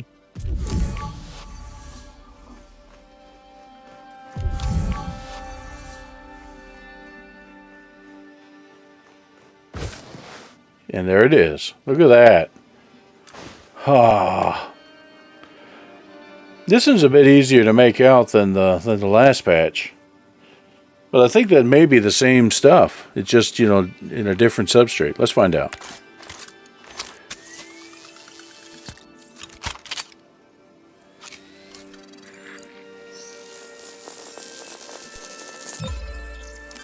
It is mulberry organic. I'm not sure that I'd want to... Yeah, okay.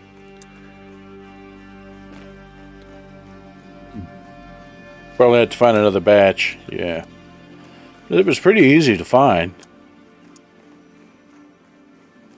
Nice. Yeah, here another one.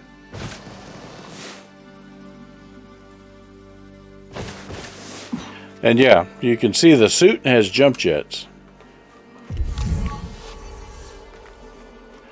I can hear something off in the distance there. So I'm trying to get a bit of height to try to make it out and not break my leg when I land. Yeah, I'm hearing it.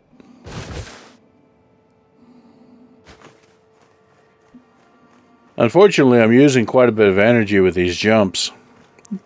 The suit on very cold planets like this one. Yeah, I'm hearing it. Has to keep you warm while it's doing everything else. Whoa, where'd that rock come from?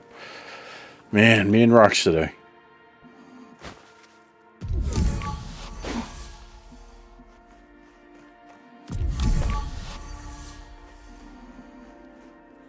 Don't want to get too far from the SRV.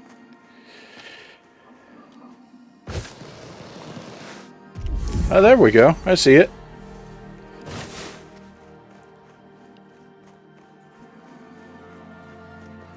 Walking around on these little 0.2G worlds ain't so bad, but what's going to happen when we get to 5Gs or 6?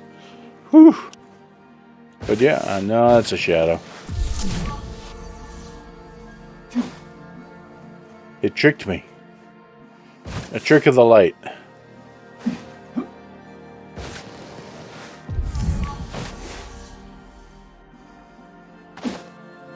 Alright, back to the SRV. Where is it? Tiny little dot in the distance.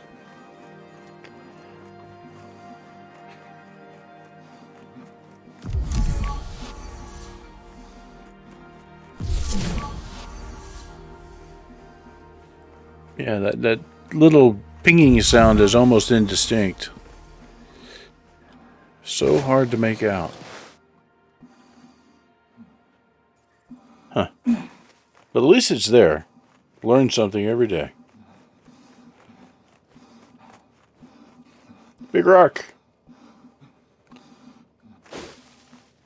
That trick never gets old.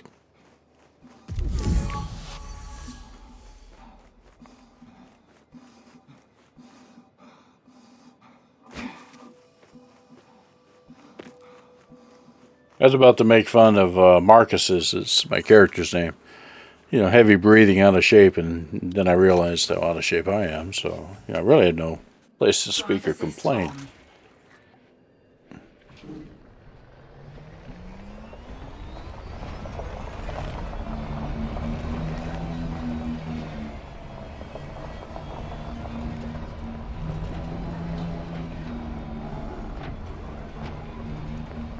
Yeah, that's pretty.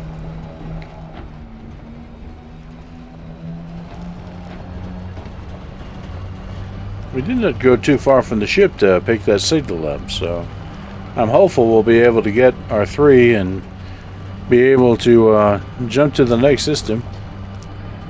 What I'm really hoping is we can find a decent canyon, do some for real canyon running, so that we blow up our ships, honestly.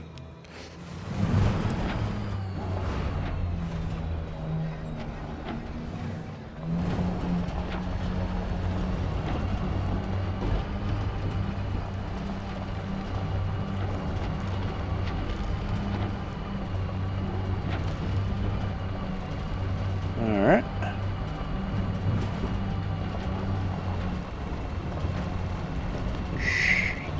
Nice little smooth spot.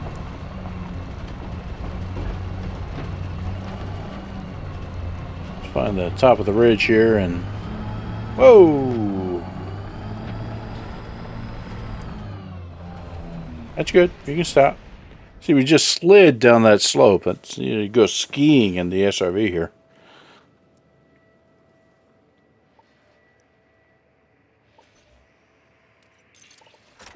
Whoa! Drive assist off. All right, let's see. Pull out our dusty scanner.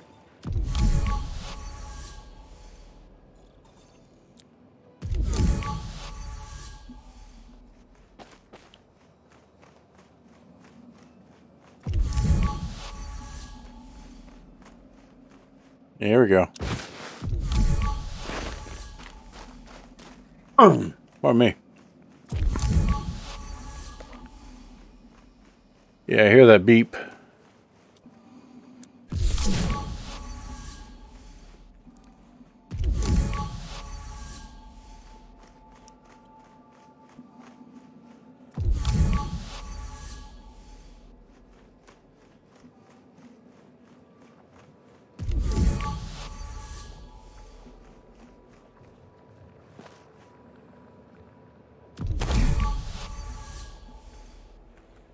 Huh.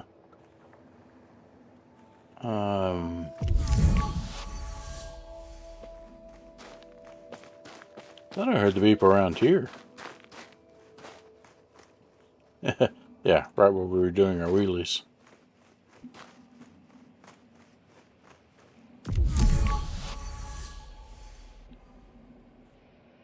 Because it sounds like the intensity of the tone increases.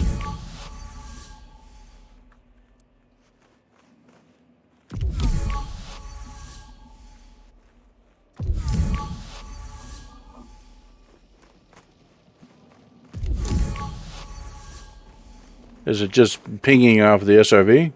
Maybe. Maybe. Let's get closer and see.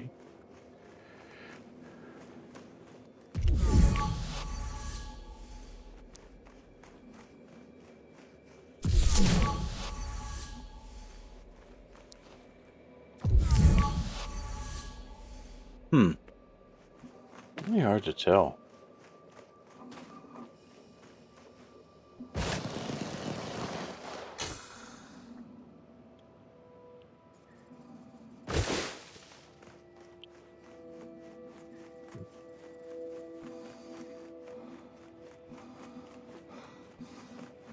Nice little ridge we got here.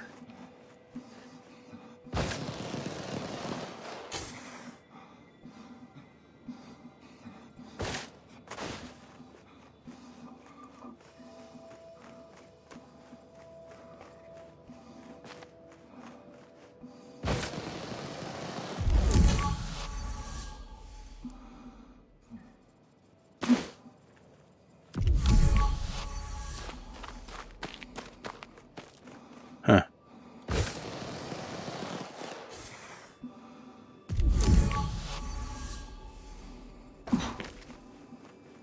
Ow.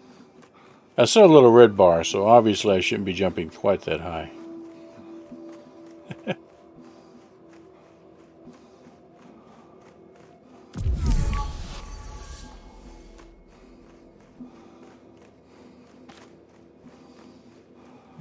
.1 kilometers, okay. Yeah. Nothing here.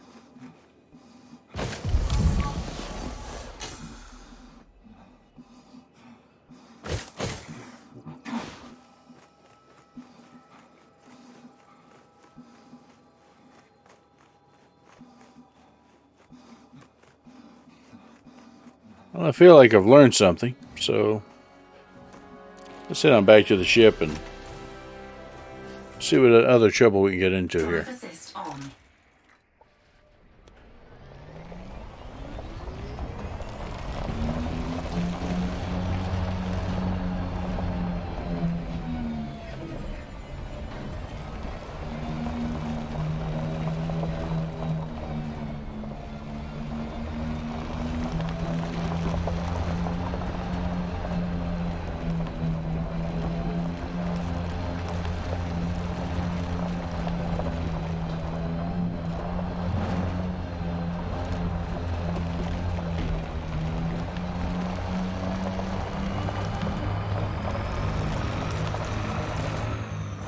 You're kidding! Again, it's right in front of the ship. There's another patch. All right, we'll get our second little. I got it all over the tires too. I wonder what that's going to do. I wonder if getting it over the tires counts as a sample. Drive assist off.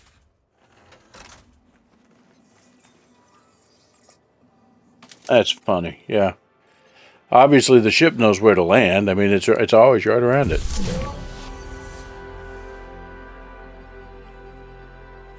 Yeah, a couple of good patches through here. And they show up nice and strong.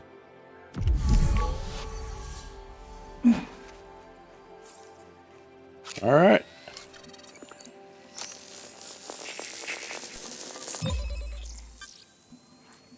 So that's sample 2. And it won't let us do these because they're too close together. Here's another one that's just up the way here.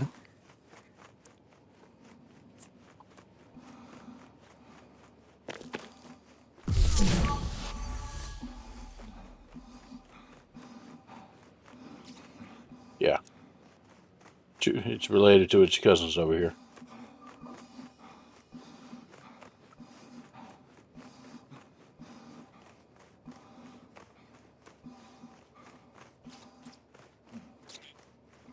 Bad enough I got all over the tires. I don't have to get it over the boot either. Okay. Let's see.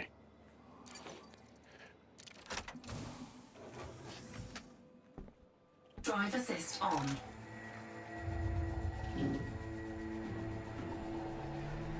Well, let's take a chance. Let's just hit the other side of the ship here.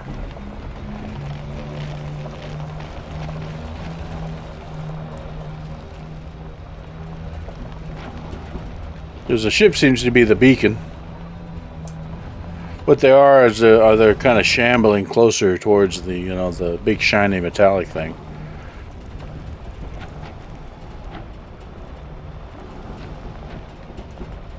And what do you know?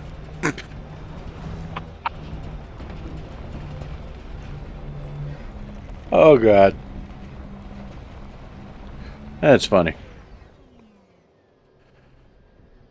Okay. I am not going to complain. This is awesome. All right. Let's get out. Take a sample of this one. Drive assist off. I'm really tickled. So we're going to have mulberry jam. That's right.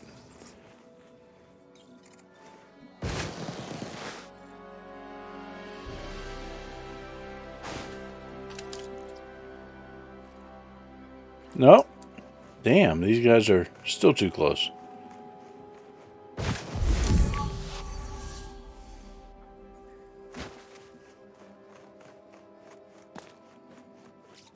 Yeah. All right. No problem. Whoosh. Drive assist on.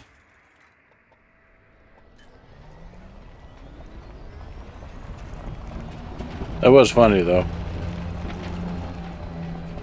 I can't find it. It's right there.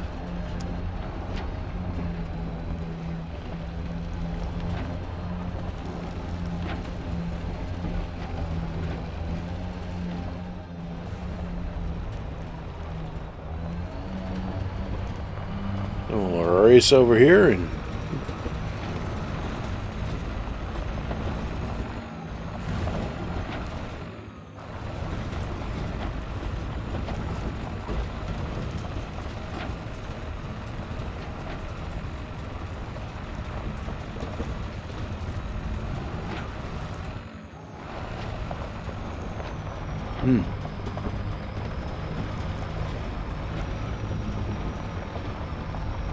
I'm thinking there may actually be a correlation to a plot of land that's flat enough for the ship to land and where this critter can grow. And that's probably what the...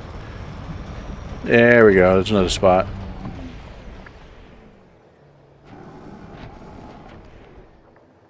That's probably what we're seeing here. Drive assist off. All right. Yeah, there it is. We're going to have our third sample.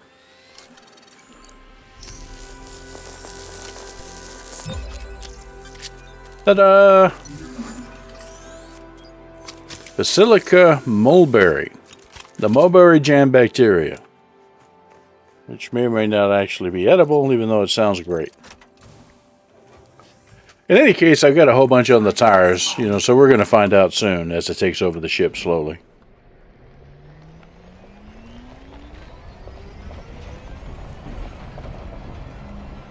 If you thought complaining about the rations before,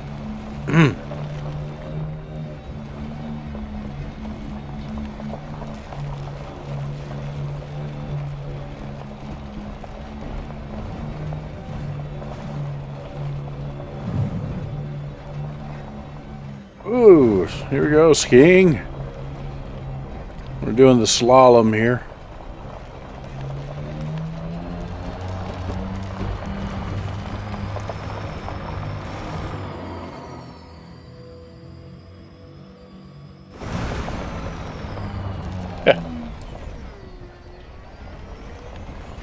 It's a good thing it's snow, cushion the landing a little bit.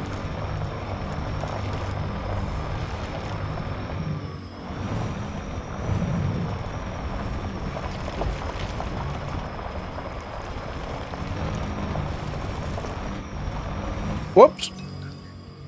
I just realized I used all the energy for my jump jets, so no wonder I couldn't jump over that rock.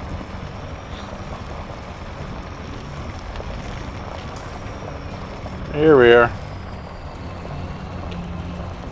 That's the melty end of the ship. We want to be on the docky end of the ship, so we're getting there.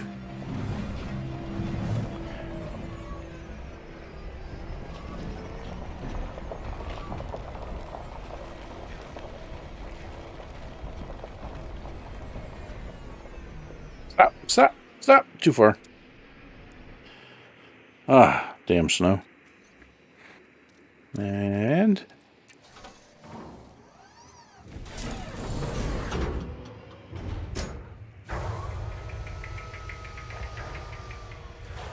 ooh. Okay, cool.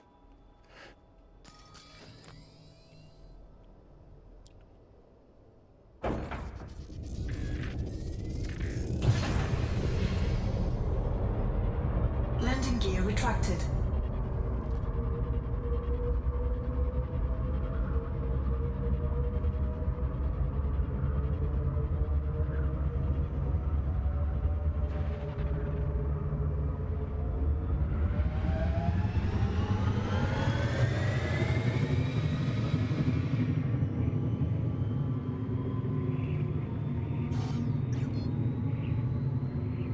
Frameshift drive charging. 4, 3, 2, 1. Engage.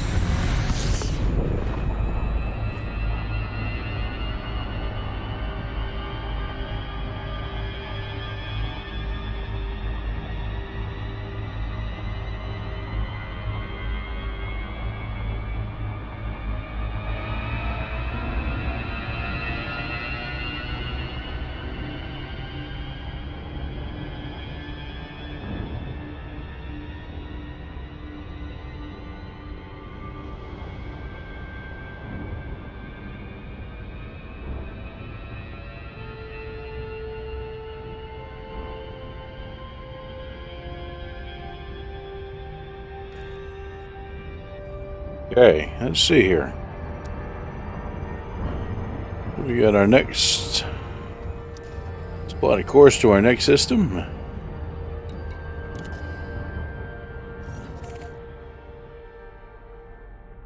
Yeah.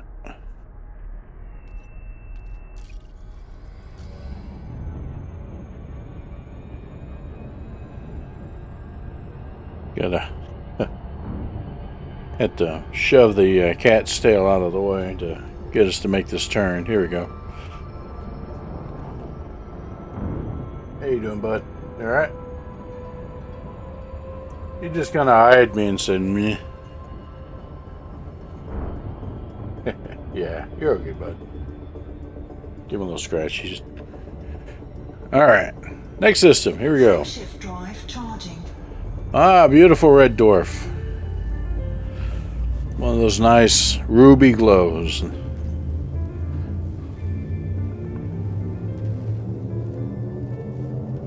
4, 3, 2, 1. Engage. Zoom. Yeah, I love the glow of the reds the most, you know, as you're approaching them like this. The others are just, it's bright. Zoom. All right. Let's give it a honk and see what we get to see. Fuel scooping. 9 bodies. Okay. Fuel scooping complete. So we'll get past this guy and see what there is to see. Ooh, that next one's going to be a big bright one. HR 4125. That means that it's, by the way, when you see that, HR 4125, or similar nomenclature, that is a real star. It's been mapped astronomically, its location determined. There may or may not have any data about planets, but we usually know exactly what sort of stars are there. So many of these others are just kind of created, pardon me, by the system to fill in what we guess might be there. But that HR 4125 corresponds to something that's really there. Okay, so let's do a scan. Can you do a full system scan from your station? Will it let you do that? If not, then I'm kind of really disappointed with this setup. It'll let you fly a fighter, but that's about it. Shoot the guns too. We don't have anything to shoot at.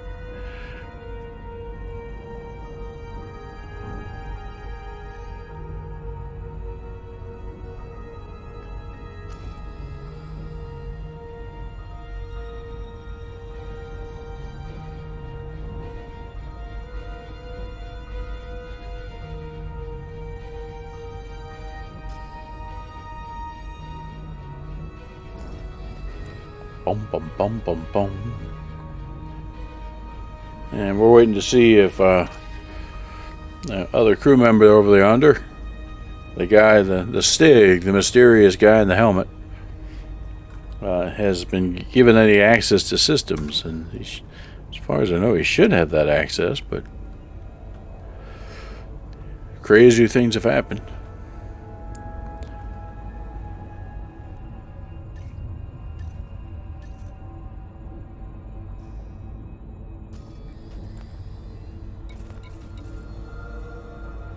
Maybe it's something I gotta do here. Let's see.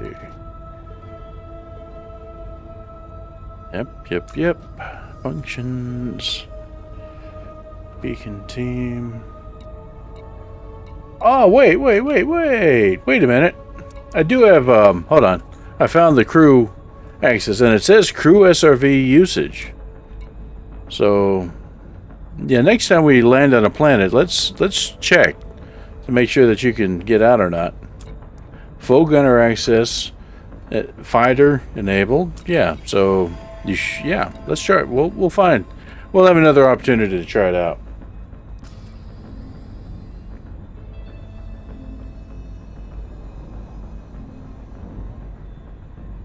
But I did find where those permissions live.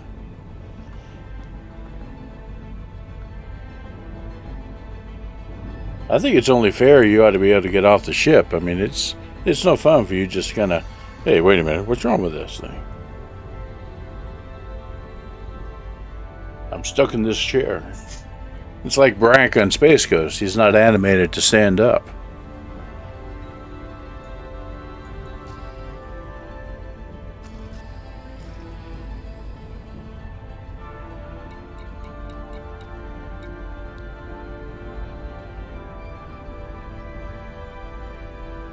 So, any luck on our scanner?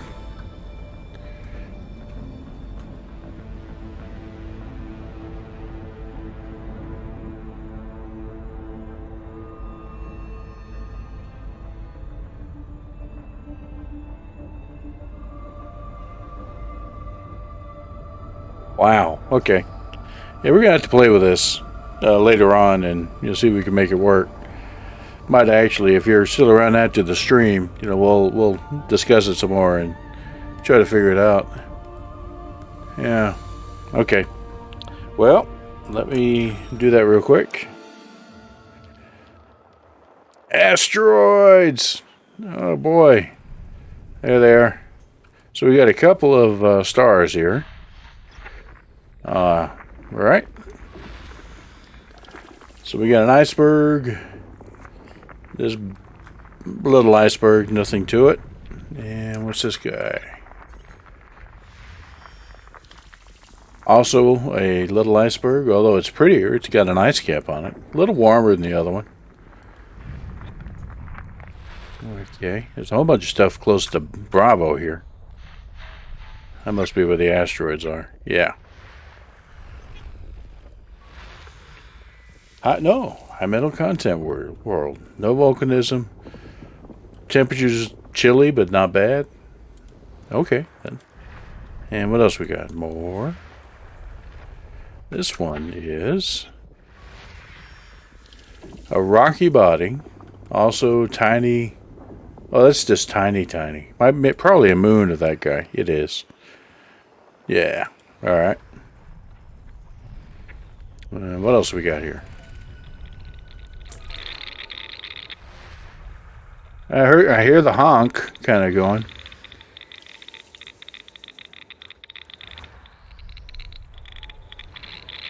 Okay, so those are our asteroids.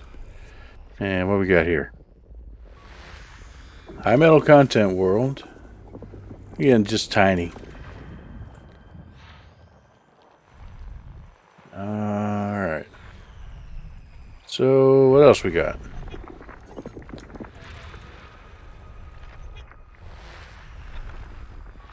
System scan complete. I didn't see any life. Of course, I wasn't necessarily paying attention. That I should have been. But yeah, I think we mapped the system and nothing really stood out there. Oh, okay, cool. Great, perfect.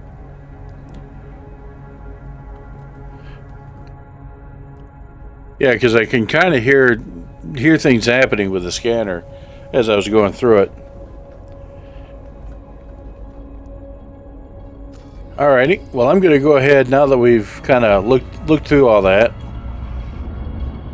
And we'll hit this next system and let you do the scanning and, see what you see. Alright, here we go. Frameshift drive charging. So we've got a big, Star Class F. Big white one. And that's why it's showed up on a real stellar survey. It tends to be the bigger, brighter ones that we can see from Earth.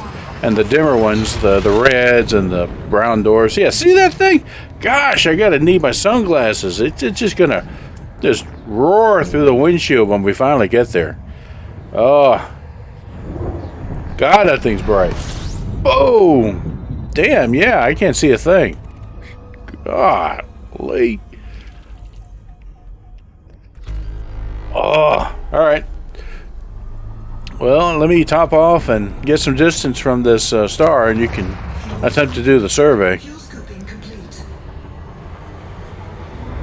And it's a big star too, yeah. Taking us a while to circle around it. Here we go.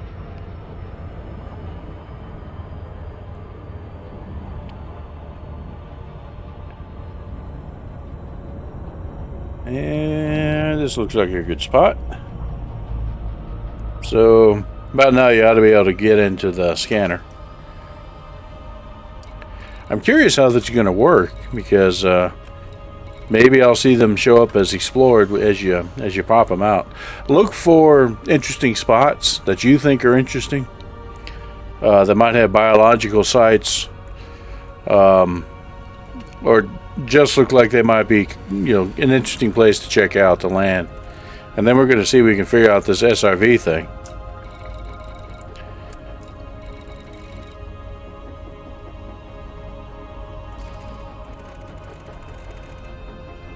Yeah, I can. That's cool. I can hear the scanner kind of doing its thing, as you're poking around.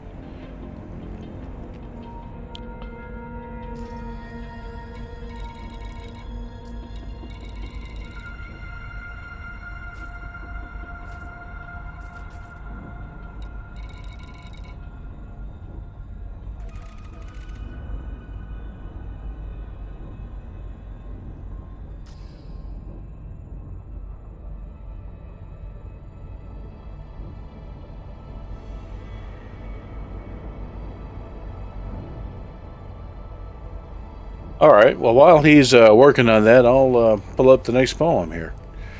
So again, another one from Carl Dennis. Let's see here. Haven't read this one, so we'll see what we're getting. It is carpentry.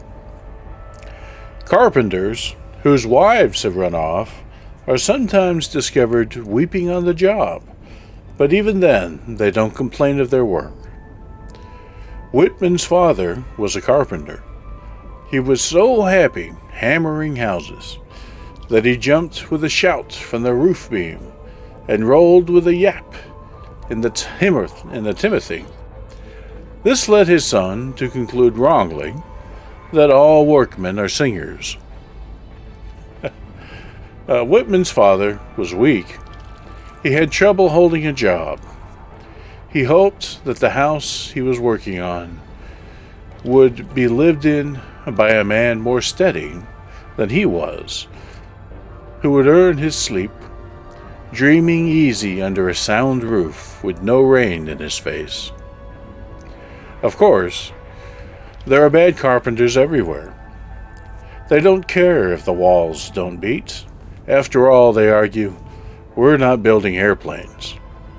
But Whitman's father measured his nails. Many mornings, clacking his plane, he crooned a song to the corners, urging them on to a snug fit. No needles of heart will escape through a crack if he can help it. No threads of light. Yeah, I'm seeing discovered tags. Nice. Yeah, it's filling in. Excellent. Sweet. Okay, so that was a poem about work ethic and singing carpenters. Let's see what else we got here.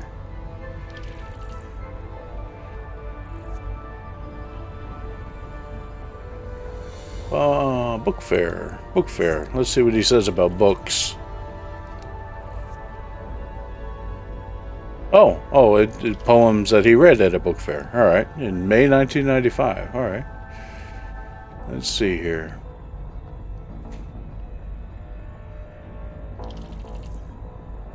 Yeah, cool. I can actually see you filling him in on, the other thing too, on Ed Discovery. All right, let me get a little ways into this one. This one's pretty long, though. All right, well, not too long. All right, book fair. They're more in the line of sending out on the road messages warning others of dangers unspecified, approaching their homes at that very moment. Footsore, raggedy, graceless pronouncements I'm counting on people with manners to take in. Any god who's been wondering if it's time to trust me with a simple message must be holding off after watching me botch this day. My sociable plan to deliver the books I promised to the book fair. Too much for me, though the books themselves were already chosen from among my doubles and loaded in the car. Woohoo! A half-hour drive to the country convention center 2 towns away. Would have done it. Missing my exit was a warning. My thoughts weren't focused as a messenger's should be. And sure enough, when I stopped at the tourist booth in a village I didn't know, all that concerned me was the threat to my dainty and precious dignity, posed by the man chatting on the phone, feet on his desk, who treated my taps on the glass as so much static on the line or traffic noise. Someone a god would trust, with a message wouldn't take an insult like that as personal, but as a general failure of social skill and social feeling. And what if he meant the insult only for me? If he'd measured me with a casual glance and found me wanting? No harm to me if my self-regard were as solid as a messenger's. Has to be, once he gives himself to his mission. I should have shrugged my shoulders, returned to the car, driven to the nearest phone booth, and called for directions. Not stood there fuming, half wondering if I could smash the window and jump the sill and throw a punch so quick he couldn't block it. Okay. Let's see here. Yeah, I had to think about this one. So, what did you see? Was there any particular one that you liked? Anything with life? Anything with, volcanism or something? Quite a few that are landable.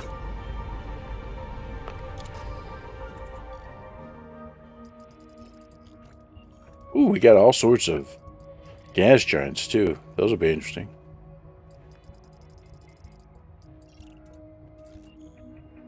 Yeah, there were. Okay, well, let's go over them real quick. Let's see here. What is an interesting place to land? Well, anything that has life, a biological sample. Anything that appears to be very close to another body, a co-orbiting planets, or a moon of a gas giant that's very close, particularly one that's close to these rings gas giants. And you have a couple of co-orbiting gas giants as well. That's 3 and 4. So if it's often, though, they're not so close that they're visible from each other, but they're interesting to visit. It depends on the size of the rings. All right. Well, let's see here.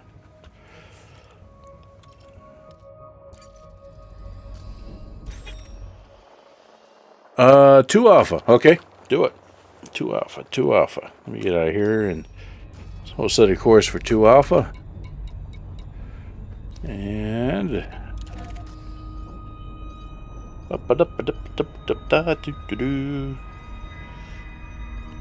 alright, off that away. Looks like it's going to be near one of those gas giants. Okay, so let me find another one of Carl's poems here. The book fair one, if kind of felt as though he was releasing some rage there. Let's try this one. May 1997, Cut Flowers. Alright, here we go. Cut flowers. These flowers, brought in from the garden to brighten the foyer, crocus and hyacinth, are kin to those that Homer describes bursting from the earth when Zeus and Hera mingle in love on grassy Ida. 3 days old, but still fresh-looking, arcing above the mossy pot. Flowers with ants, rinsed off on the patio, brought inside to the bench by the goldfish bowl. We've covered with screen to Houdini, the sharp-clawed, and whose wild nature no nurture sticks. Can't dine on Andromache, Priam, and Hector. It's up to us to set limits. The gods won't do it or show us how. Hateful Hera won't rest till Troy is in ashes. Harried Zeus is willing to cut a deal for the sake of quiet. A town of his surrendered for one of hers. Here the flowers serve as an invitation to the goddess ignored at Troy, sisterly peace, who tells us to rise in the little time left us. Above our grievances, crocus and hyacinth, red, blue, and golden, How can Houdini love them as they deserve when he hasn't a clue his days are numbered? Nobody here but us to watch them give all they have in vivid, unstinting colors that the deathless gods will never admire as we do.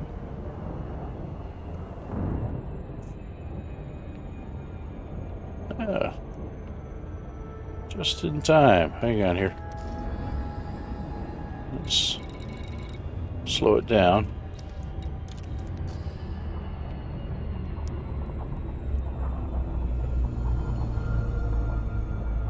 Alrighty, well, you want to try a full system scan on this one?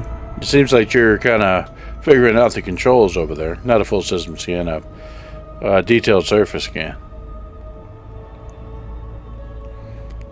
Oh, nice. It has some pretty obvious features. I like that, the pole up there.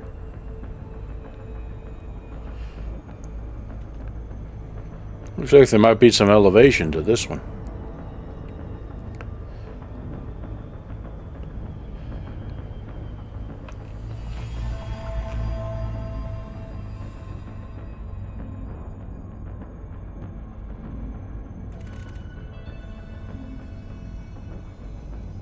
Oh, cool. And you can see the parent gas giant. It's very close. It's nice. Right over yonder. See if I can find a place if we land to see the gas giant from the ground. There's nothing quite as spectacular as having like a large gas giant next to a moon. It's really, really impressive. Whoa, we're getting close. We're going to have to move us a little bit so we don't crash. There we go. We'll get close, but we won't crash.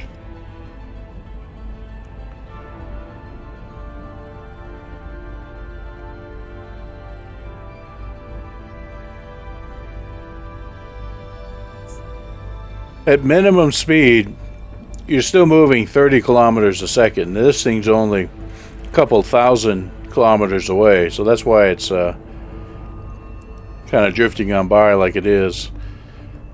And if need be, I'll actually move out a bit to give him some room to do that detailed surface scan, because it's a bit harder to do if you're this close. Yeah, there's so many colors down there. Look at that.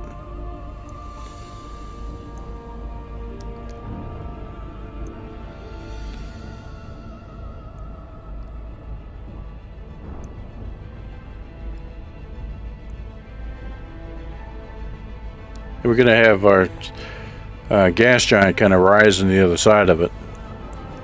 Orbital flight engaged.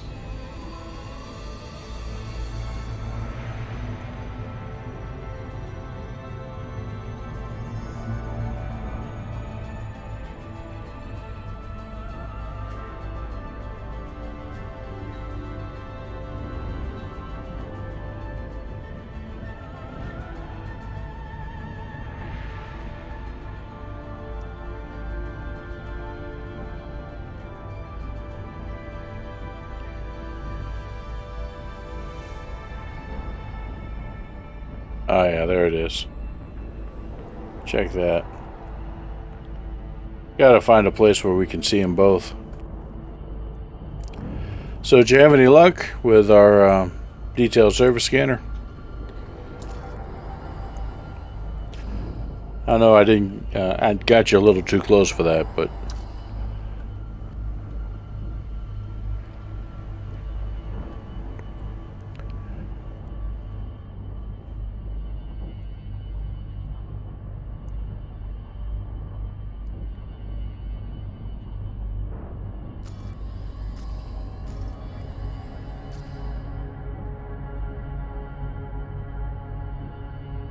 Yeah. It's not something that you have to do every day if you're shooting things, for sure. Alright, well, let's open up the distance a little. And we'll take a turn and see what we can see.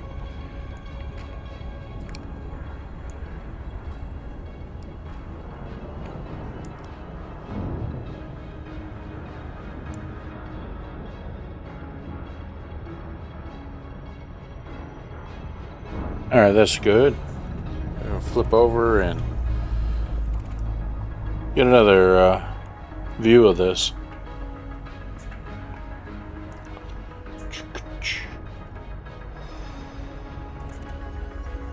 Yeah, I think you picked a good one. Alright, so that's a honk. And oh, nice. Yeah, we got to find there's a sweet spot where you're going to have all three kind of on the horizon from each other. So definitely need to find that spot. It says we need 2 probes. Okay, so we're pretty far away, it turns out. Yeah. So we'll get closer.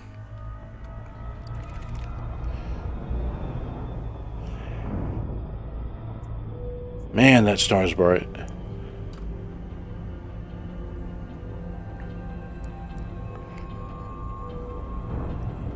Alright, about there maybe? Yeah, that's going to be close enough. There we go. So that's probably, hopefully, all we need.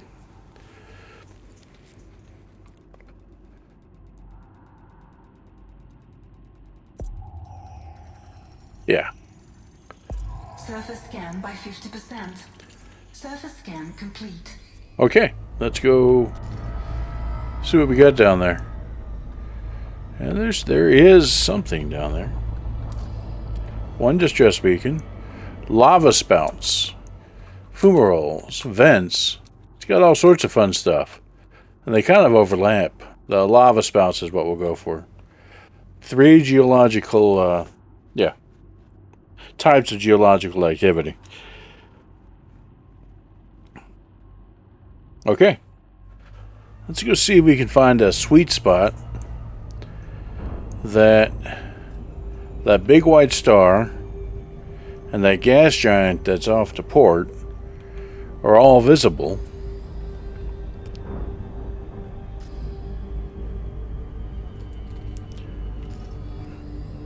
Alright. Need to pay attention here. Because that'll be a really nice place to land and take a look at stuff.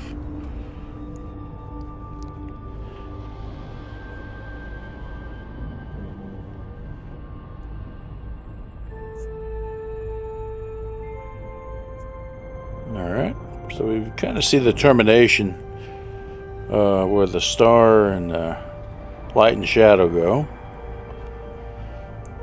So what I'll do is I'll make a turn and kind of ride that until we see the gas giant.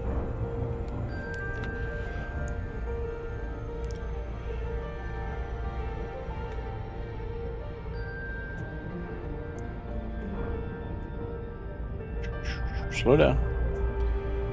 Orbital flight engaged.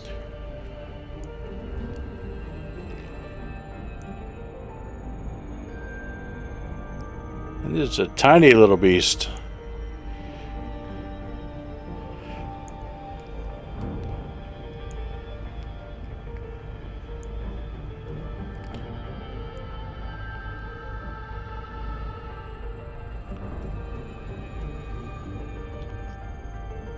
Alright. And pretty soon we'll see that gas giant wander into view. And we're pretty close to it, so it should be a nice big image when we get down there.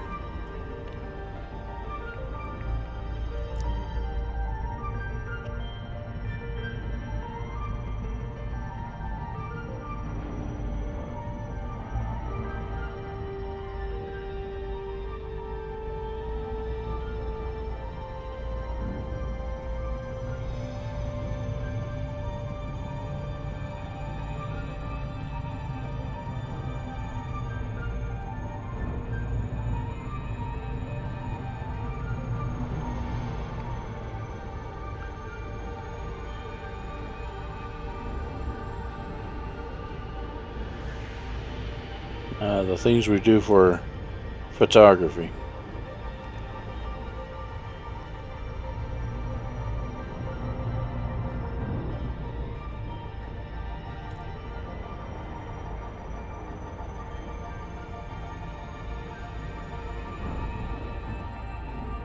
Oh, the silly thing's right on top of us. That would be sad. Alright. Yeah, let me take a moment to look around here. Oh, yeah, there it is. Okay.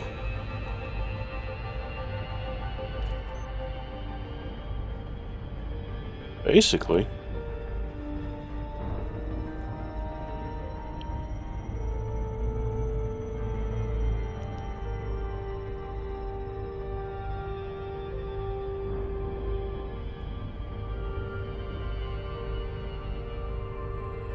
Where did we see it? I think it was directly up. So it might actually be kind of hard to, here? Yeah, maybe a bit harder to get these three in it than I thought.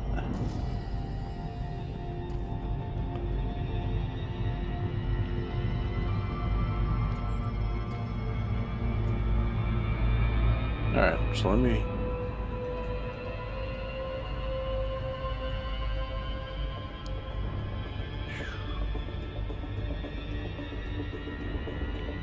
Let's find the orbit of this thing again.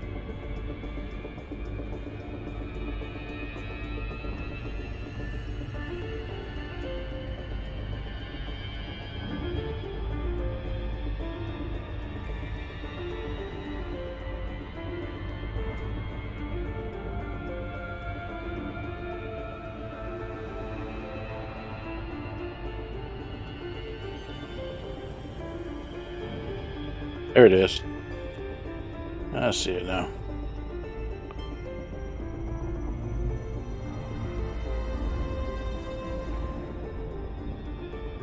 Yeah. Perfect. That's what I want. Okay.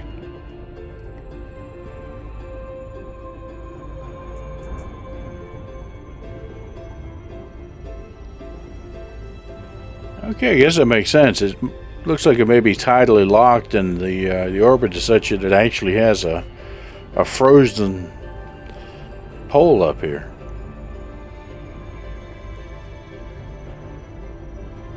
All right, let's go take a look.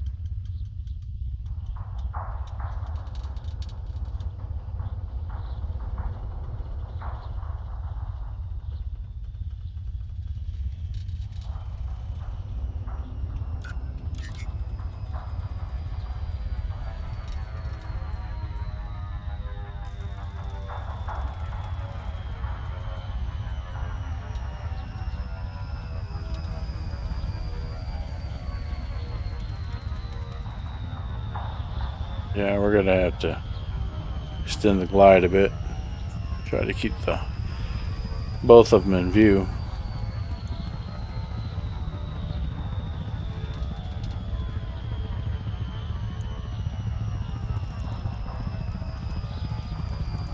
See, this will do it.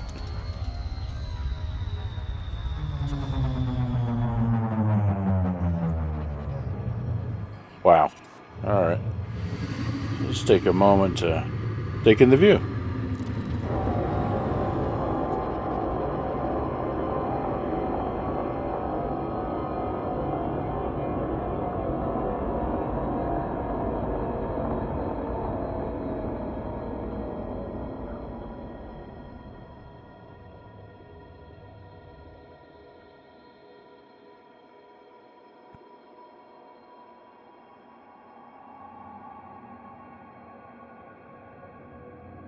Yeah, we may lose sight of the gas giant as we dip below the ridge, but you can kind of barely see the rings in a line extending up and to the right.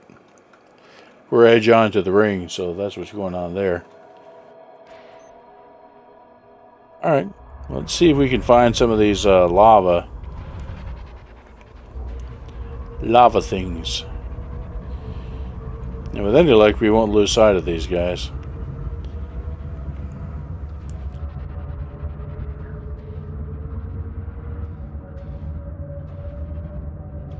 Got a feeling, yeah, let's move forward a bit.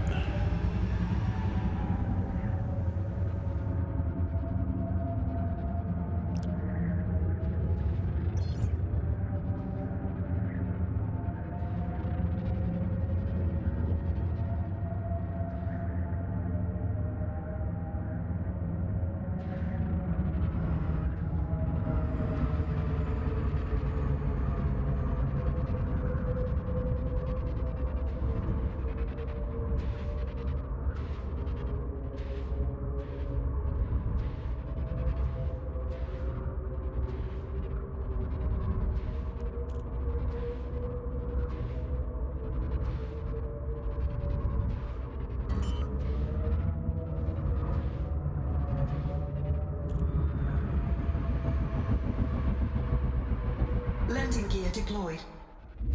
I think I see something down there right off the bat. That formation right there. It's really, really craggy. Alright, let's move over this crater.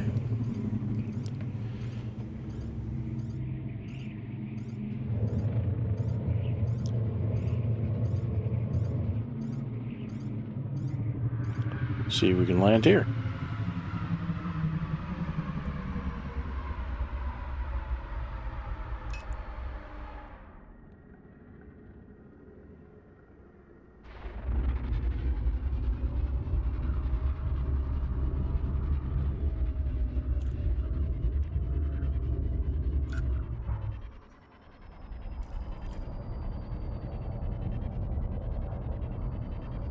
Wow. You see there's somebody flying over us right now.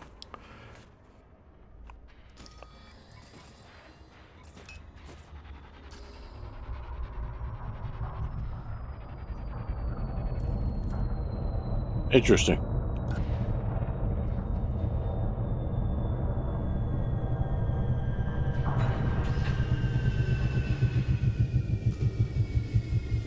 Hey, see if you can get out in the SRV. You know, I'm gonna hang here. You should have access, according to this, anyway.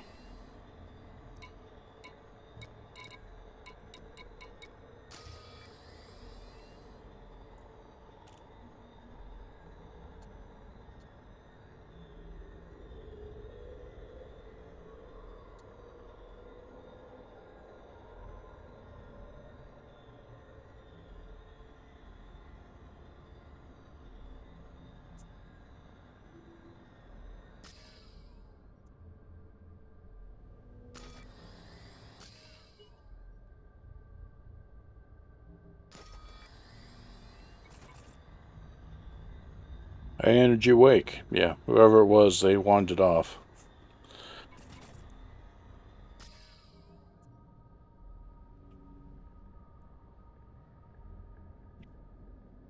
Huh.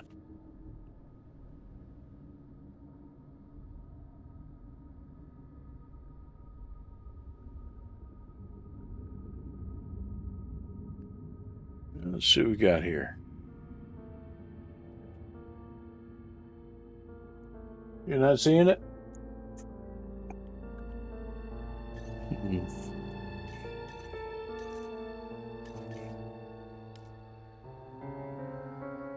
Unavailable, too close, yeah. And then we have deploy and deploy.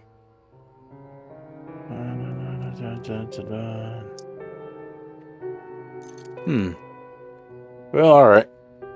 I'll do my thing again real quick.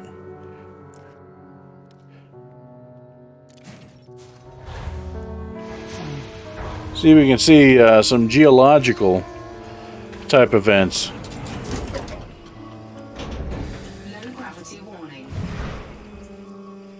it is. Gravity's real low here. So let's see.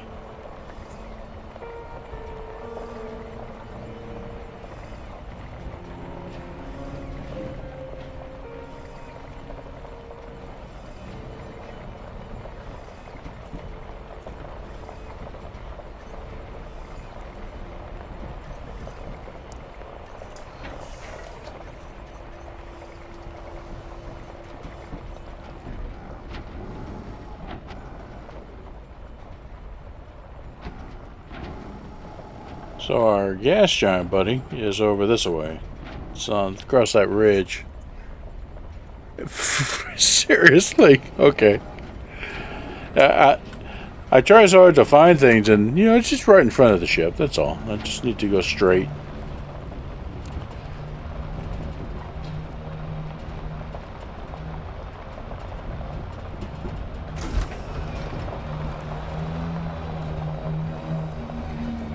All right. So lava. We'll see if we're headed in the right direction.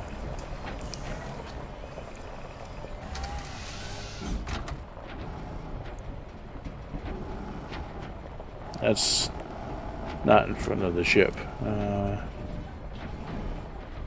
Here we go. Oh, I see. Yeah.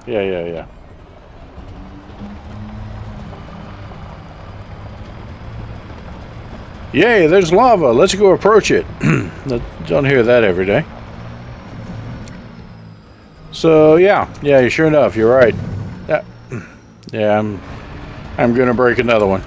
Stop, slow down. Yeah, check it. So these things here, yeah. Yeah, I may have gone a little bit further out, but I found a field that nonetheless demonstrates what we're trying to show here. Iceus cobble. Okay, so these things rather, are kind of old. Here we go. We can scan them from the SRV. There we go. We got something out of that.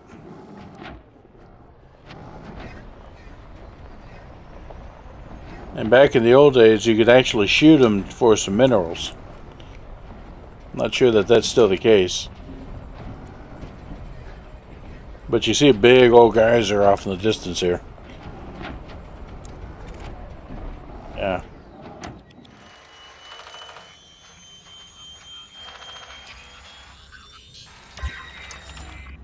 Scanning them multiple times doesn't necessarily get you anything. Let's go check out the big geyser. And then, you know, because this is what humans do, we'll shoot at something here shortly. Oh, hello. There we go. That's the lava. Iceus gamma.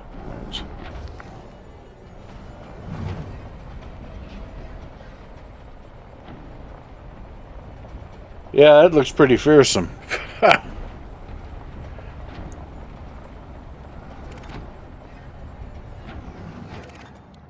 Needle crystals. Oh.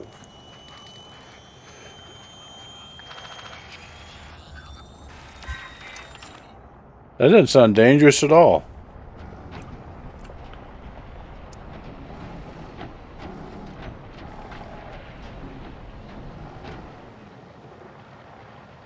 Okay. Being the proud adventurers that we are, we'll step out of the ship. The SRV. I mean, how dangerous could it be?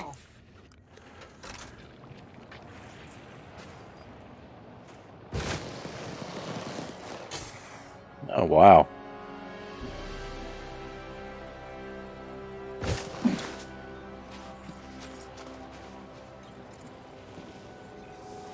Shield activated.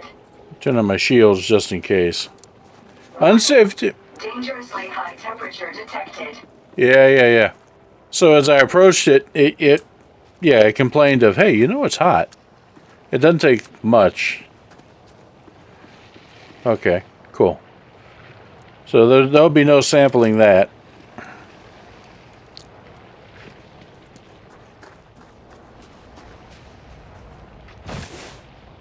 Looks very, very well done, though. Just kind of goes up and building a little pile around it. Like I said, it's kind of like mud volcanoes on Earth, except those are made of mud, not lava. All right, let's go take a look at some of these other guys.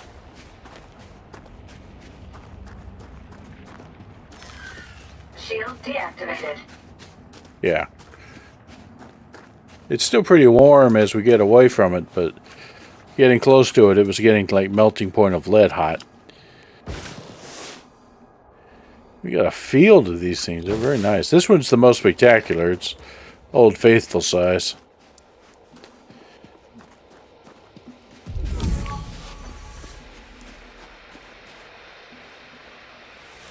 Shield activated. Just in case. Because I'm not seeing anything. Oh, what's that? That's probably something I need to shoot at or scan from the SRV. I don't know. I'll do the human thing here.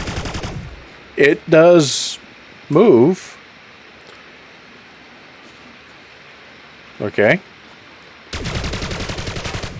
That set it loose. I don't know if that's a good thing or bad thing.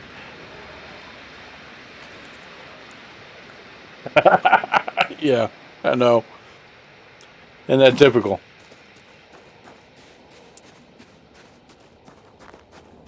We'll go back to the SRV and check it out. Just head for the lava. Shield deactivated. Gravity's super low here. Go flying. All right.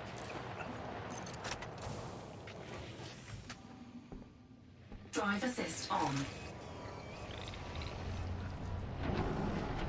See if there's needle crystals. Okay. As you say. Here we go. We're gonna.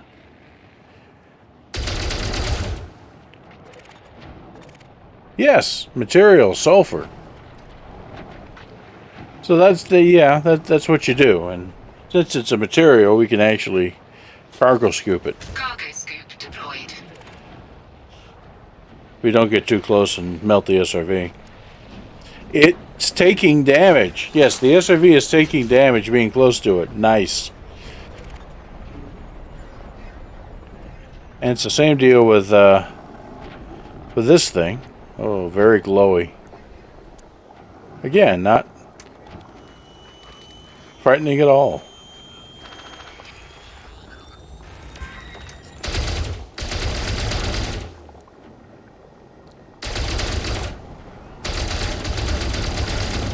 Okay, so we're gonna move away from that because again the SRV's melting. Oh, they're all over the damn place.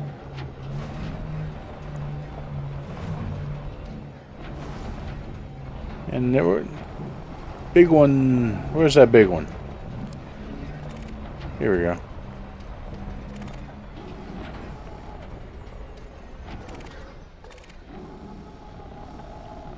Oh, over there.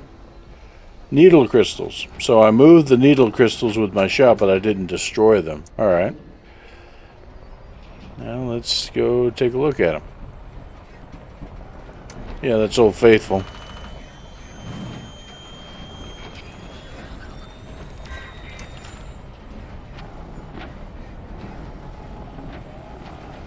Oh, these are different needle crystals.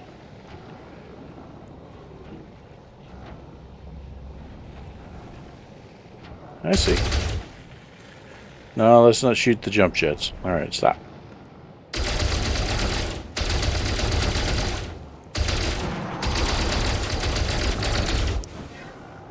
I'm having a hard time hitting those. All right, well, let's see what I dislodged over here. Carbon.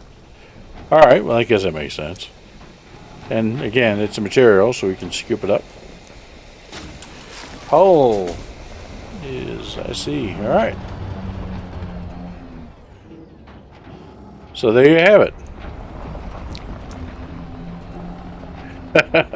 Yeah, I know.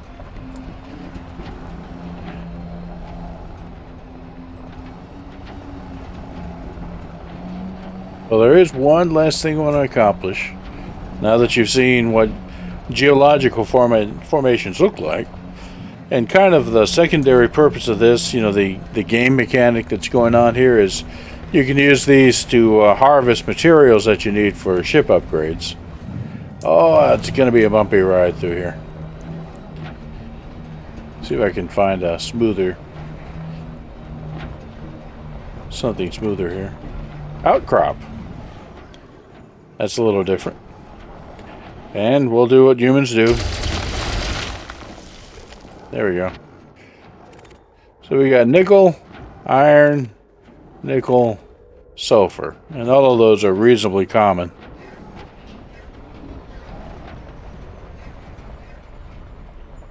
When you start getting elements with 3 or more syllables, you know, that's when you get excited.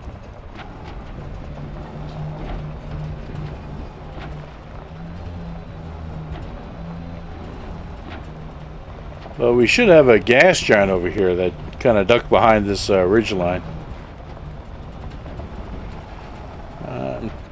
Hopeful that T. O'Neill over there doesn't get booted somehow. If I get far enough away, the ship decides to wander. But yeah, these things are suddenly all over the place.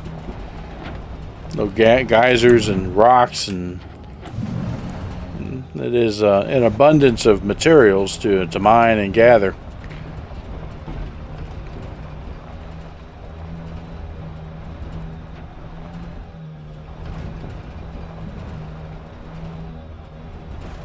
Oh man.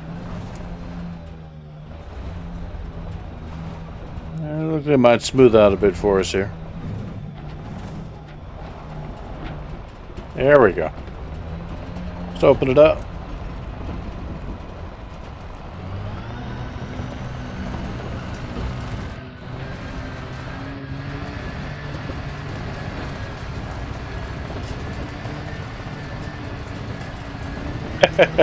I guess we might be finding out here.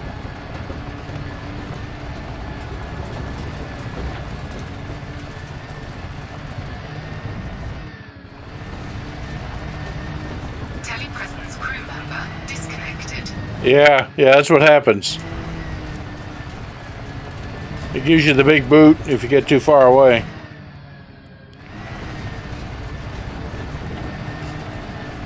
It's not very nice, but yeah, I kind of figured that might be the case.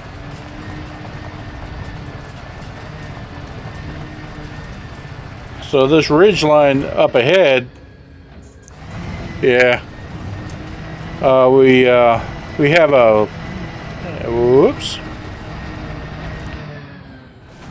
Okay, we're gonna go flying here for a moment.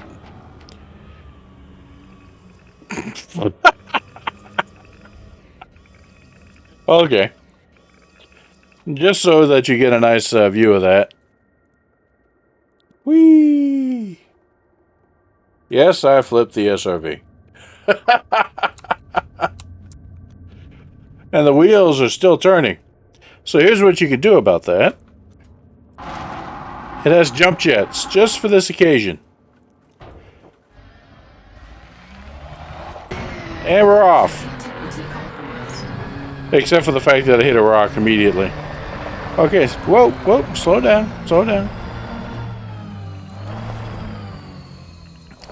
It's like less than 1/10 of a G gravity, so, you know. Yeah.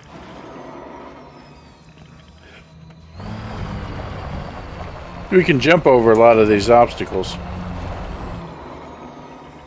Whoa. Like that.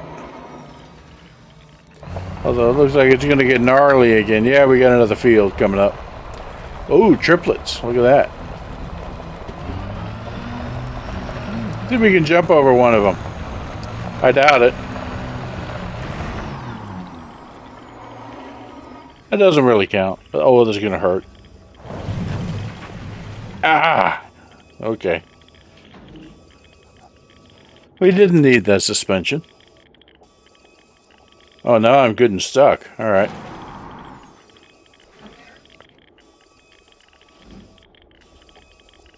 Yeah, it's really mad at me now.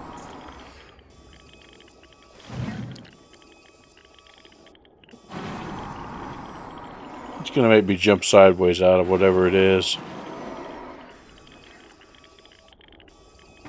There we go. Okay.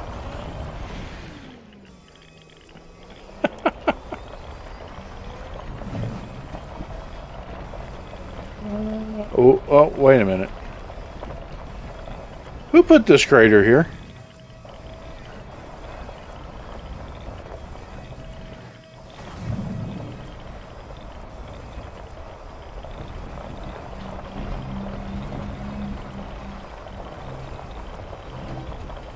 You were talking about a perfectly good ramp? Oh boy.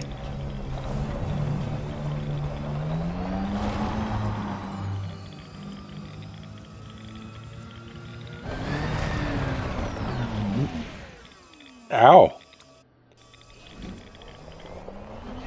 So, did we get turned around here? Well, hang on, that's a rock.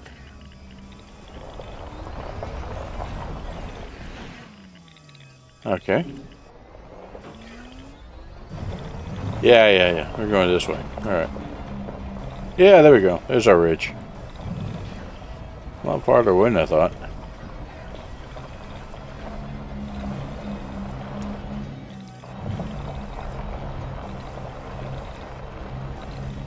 It's like a glacier on top of that ridge over there.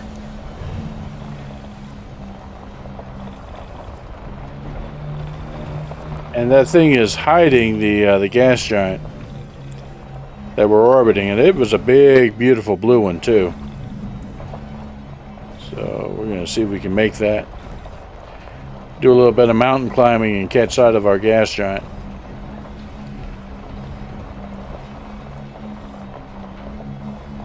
Hope I don't break the SRV before we get there. Entirely possible. I'm good at that. Yeah, it looks like I'm gonna go a little bit long on the stream. I just want to make this next hill over here. Always the next hill with explorers.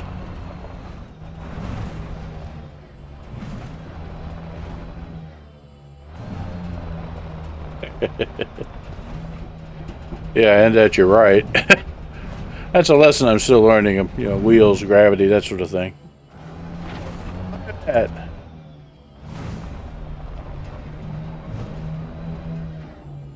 It's an odd kind of a green tinge. I'm wondering what that is on the slope of our ridge that we're approaching.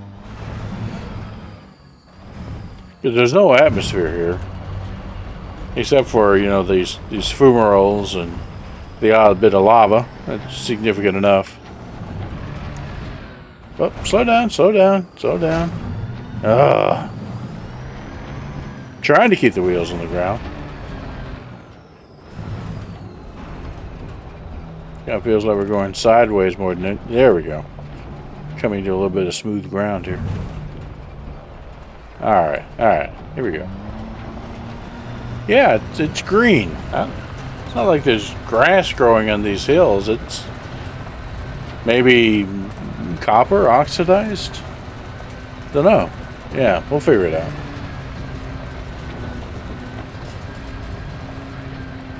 No. Straight.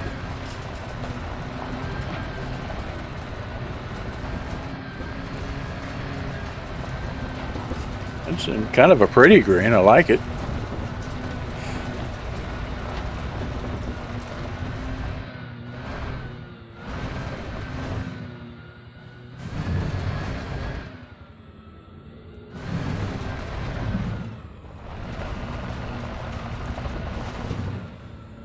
Yes. Hey, nope. Wrong way. Wow. There we go.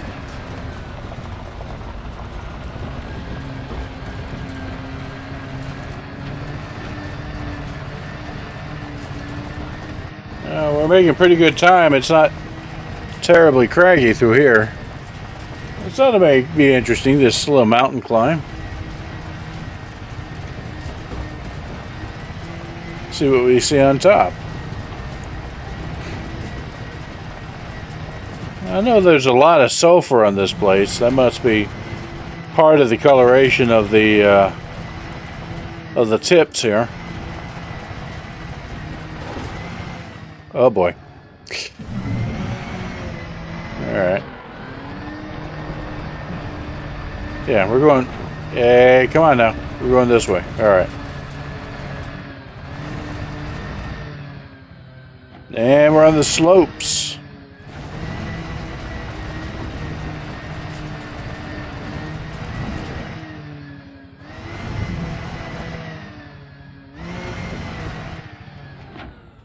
Gonna slow down a bit because we're getting more airtime than grip. Come on now. Come on. Wow.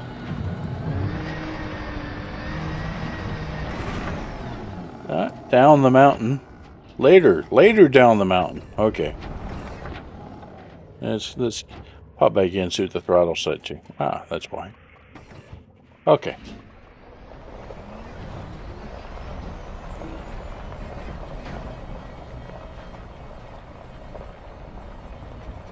There we go. It's a bit smoother ride.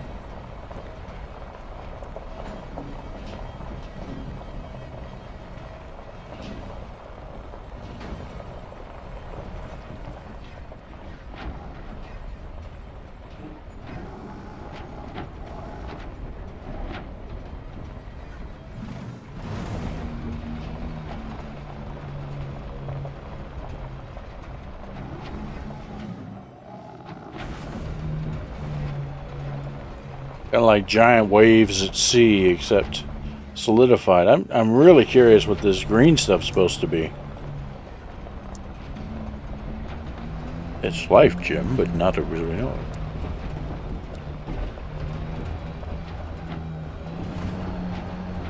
There she is. Look at that. Whoa, we're gonna miss it. Things we do to catch sight of our gas giant.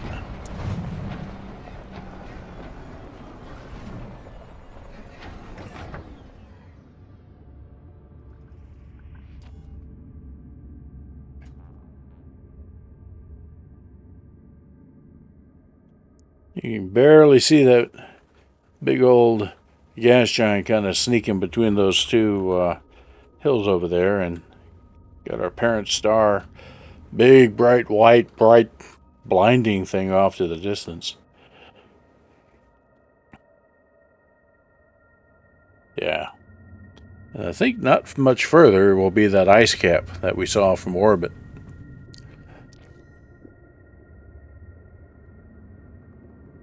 See if we get over here to, yeah, there we go. That's better. Make out the SRV a little bit here.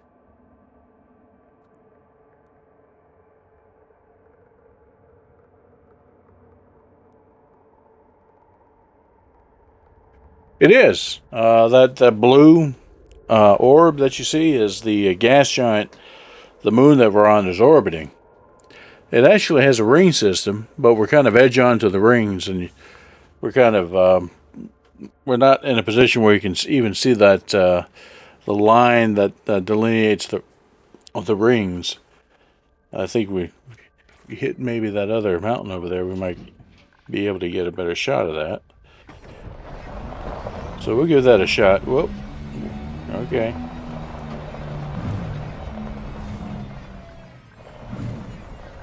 I know there's a kind of a plateau at the top of all this mess. I was kind of hoping to reach it, but we're getting a lot of up and down action here. These hills extend a little ways. And that thing almost looks like a sheer cliff. But I think we can get up over here.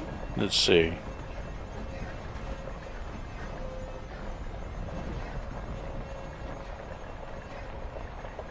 Yeah, that's better.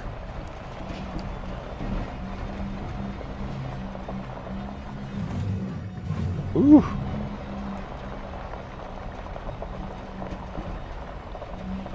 Mountain climbing's fun.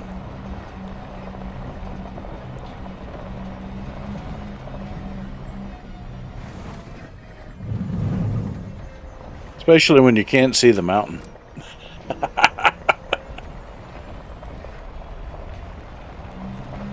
Oh yeah, look at that. They're very sheer cliffs. Yeah, wouldn't have been able to make that or that. So we're gonna kind of go up the middle.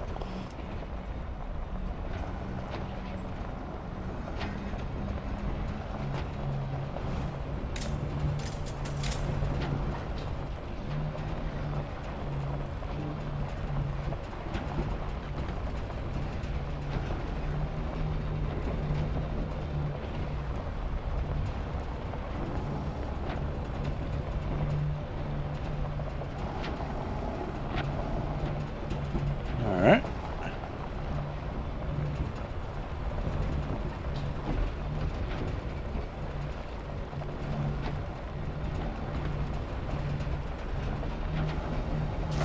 Shadow here. Oh, hang on there. Shh.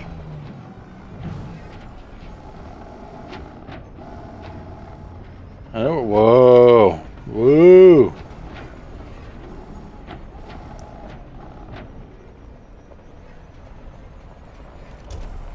Okay, I see.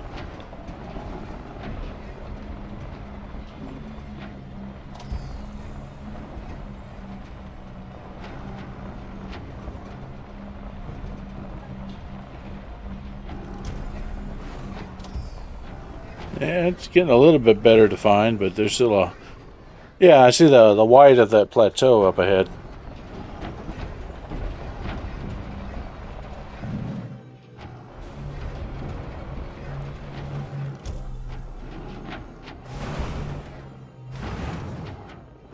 And we'll just kind of float our way down.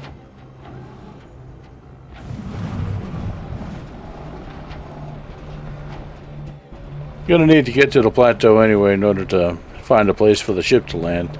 No way it can land in these hills.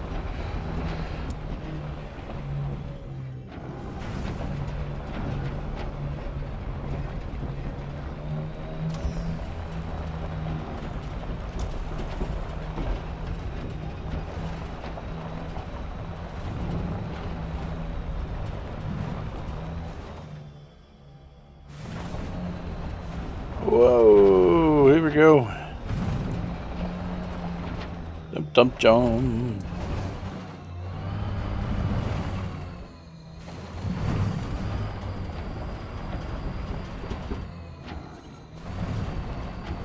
Oh yeah.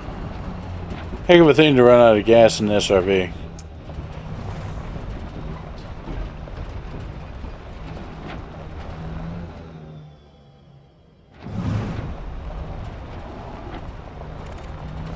Outcrop. Alright.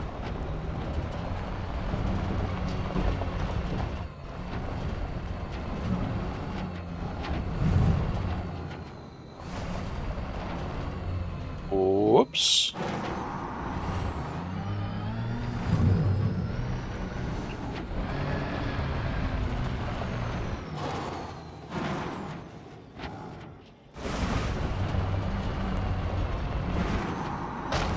Whoa, okay.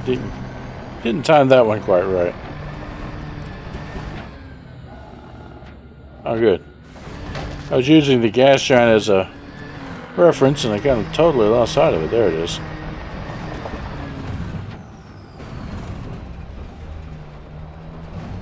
Woo-wee. Oh my gosh.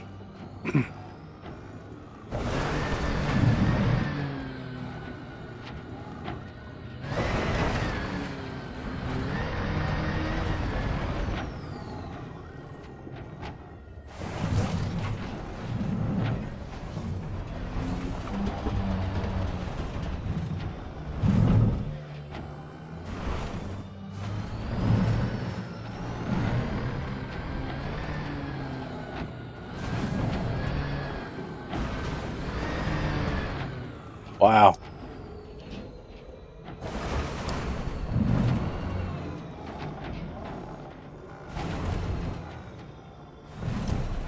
Oh, it's gonna hurt.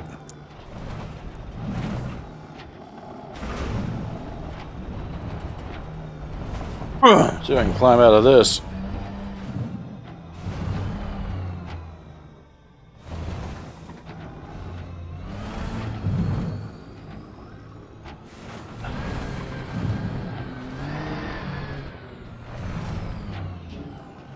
Wow, wow, wow. I haven't actually been in control of the vehicle for 30 seconds. I think I finally got it, though. Alright, there we go.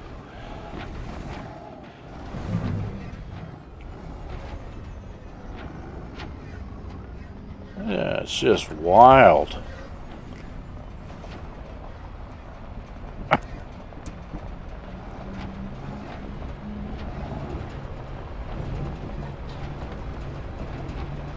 Oh, is this going to be a... Yeah, okay, we can do this.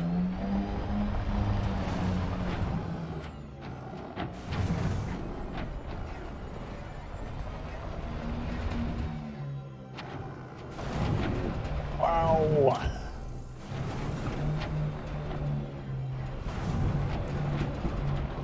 Looks like one more valley.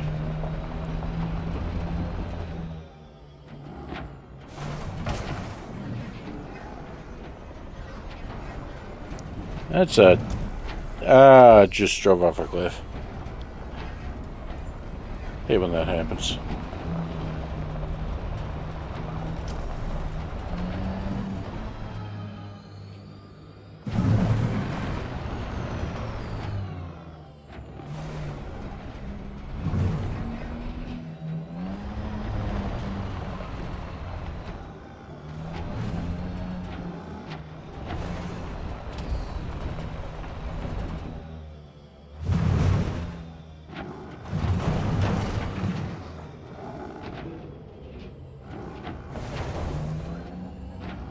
Oh my god.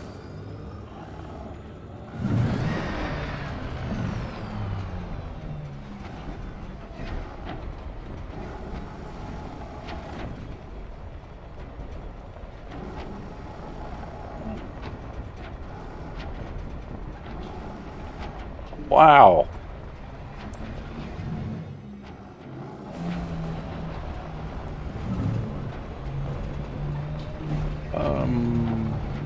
Okay. It's getting a bit flatter.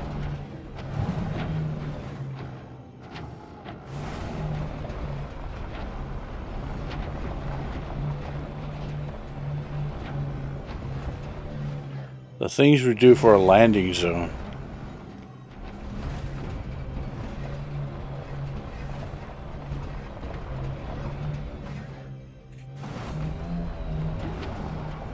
Yeah, it sure does, doesn't it?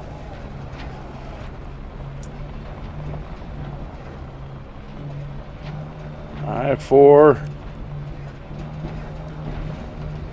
through I-99. Let's see. All the eyes. There we go.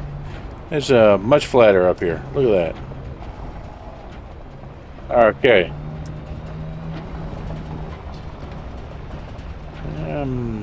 Just one I just heard something roar at me, and it wasn't my cat. You know, it's a kind of a bad sign. Deep space, all that. Especially since I drove over the mulberry bacteria earlier. I think it was this SRV, too. Let's get out and do a safety check on that tire. Alright. Let's stop it here. There's a couple of spots you might be able to land around here. Let's find out.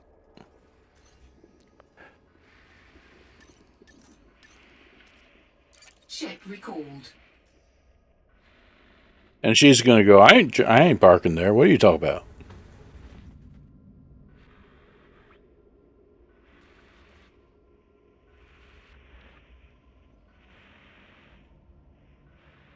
It is kind of funny to see the big ship just kind of show up and fly around a little bit and say, nah.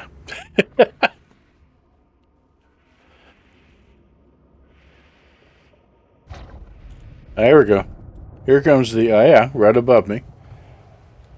Let's see what she does. Ooh, okay. Interesting choice.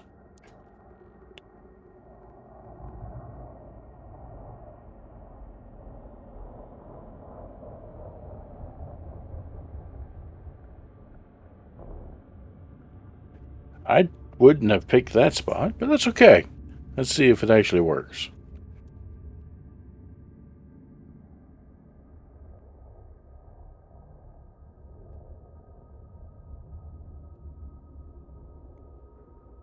I'll be damned. Okay. Well, what's good for the goose is not always good for the gander. So often they'll find a parking spot. It's perfectly good for the ship, but it's too rocky to drive your SRV up underneath it. We shall soon see.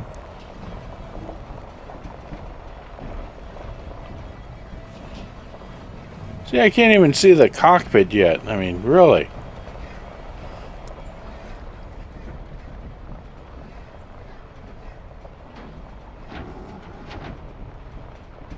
But you buried the nose gear in a rock or something. There we go.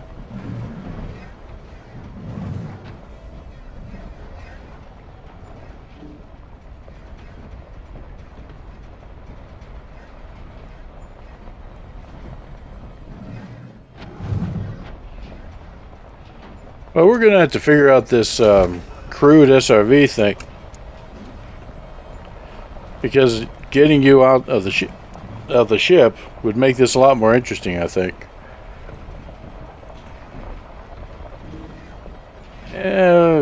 Let's see here.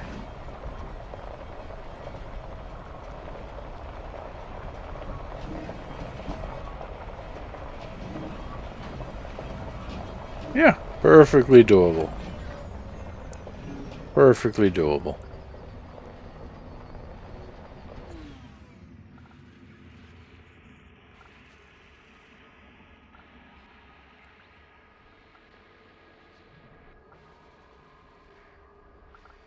There we go. And I had a whole other like 3 or 4 tires that I hadn't flattened yet. I think I was doing just fine.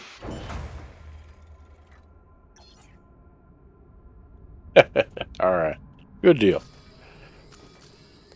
Well, I think on that note, we'll go ahead and end the stream. Thanks everybody for wandering by. If you have time, you might check out the charities in the chat area below. This one was for the St. Jude's Children's Hospital. And everybody, you have a great evening. You take care. We'll catch you next time.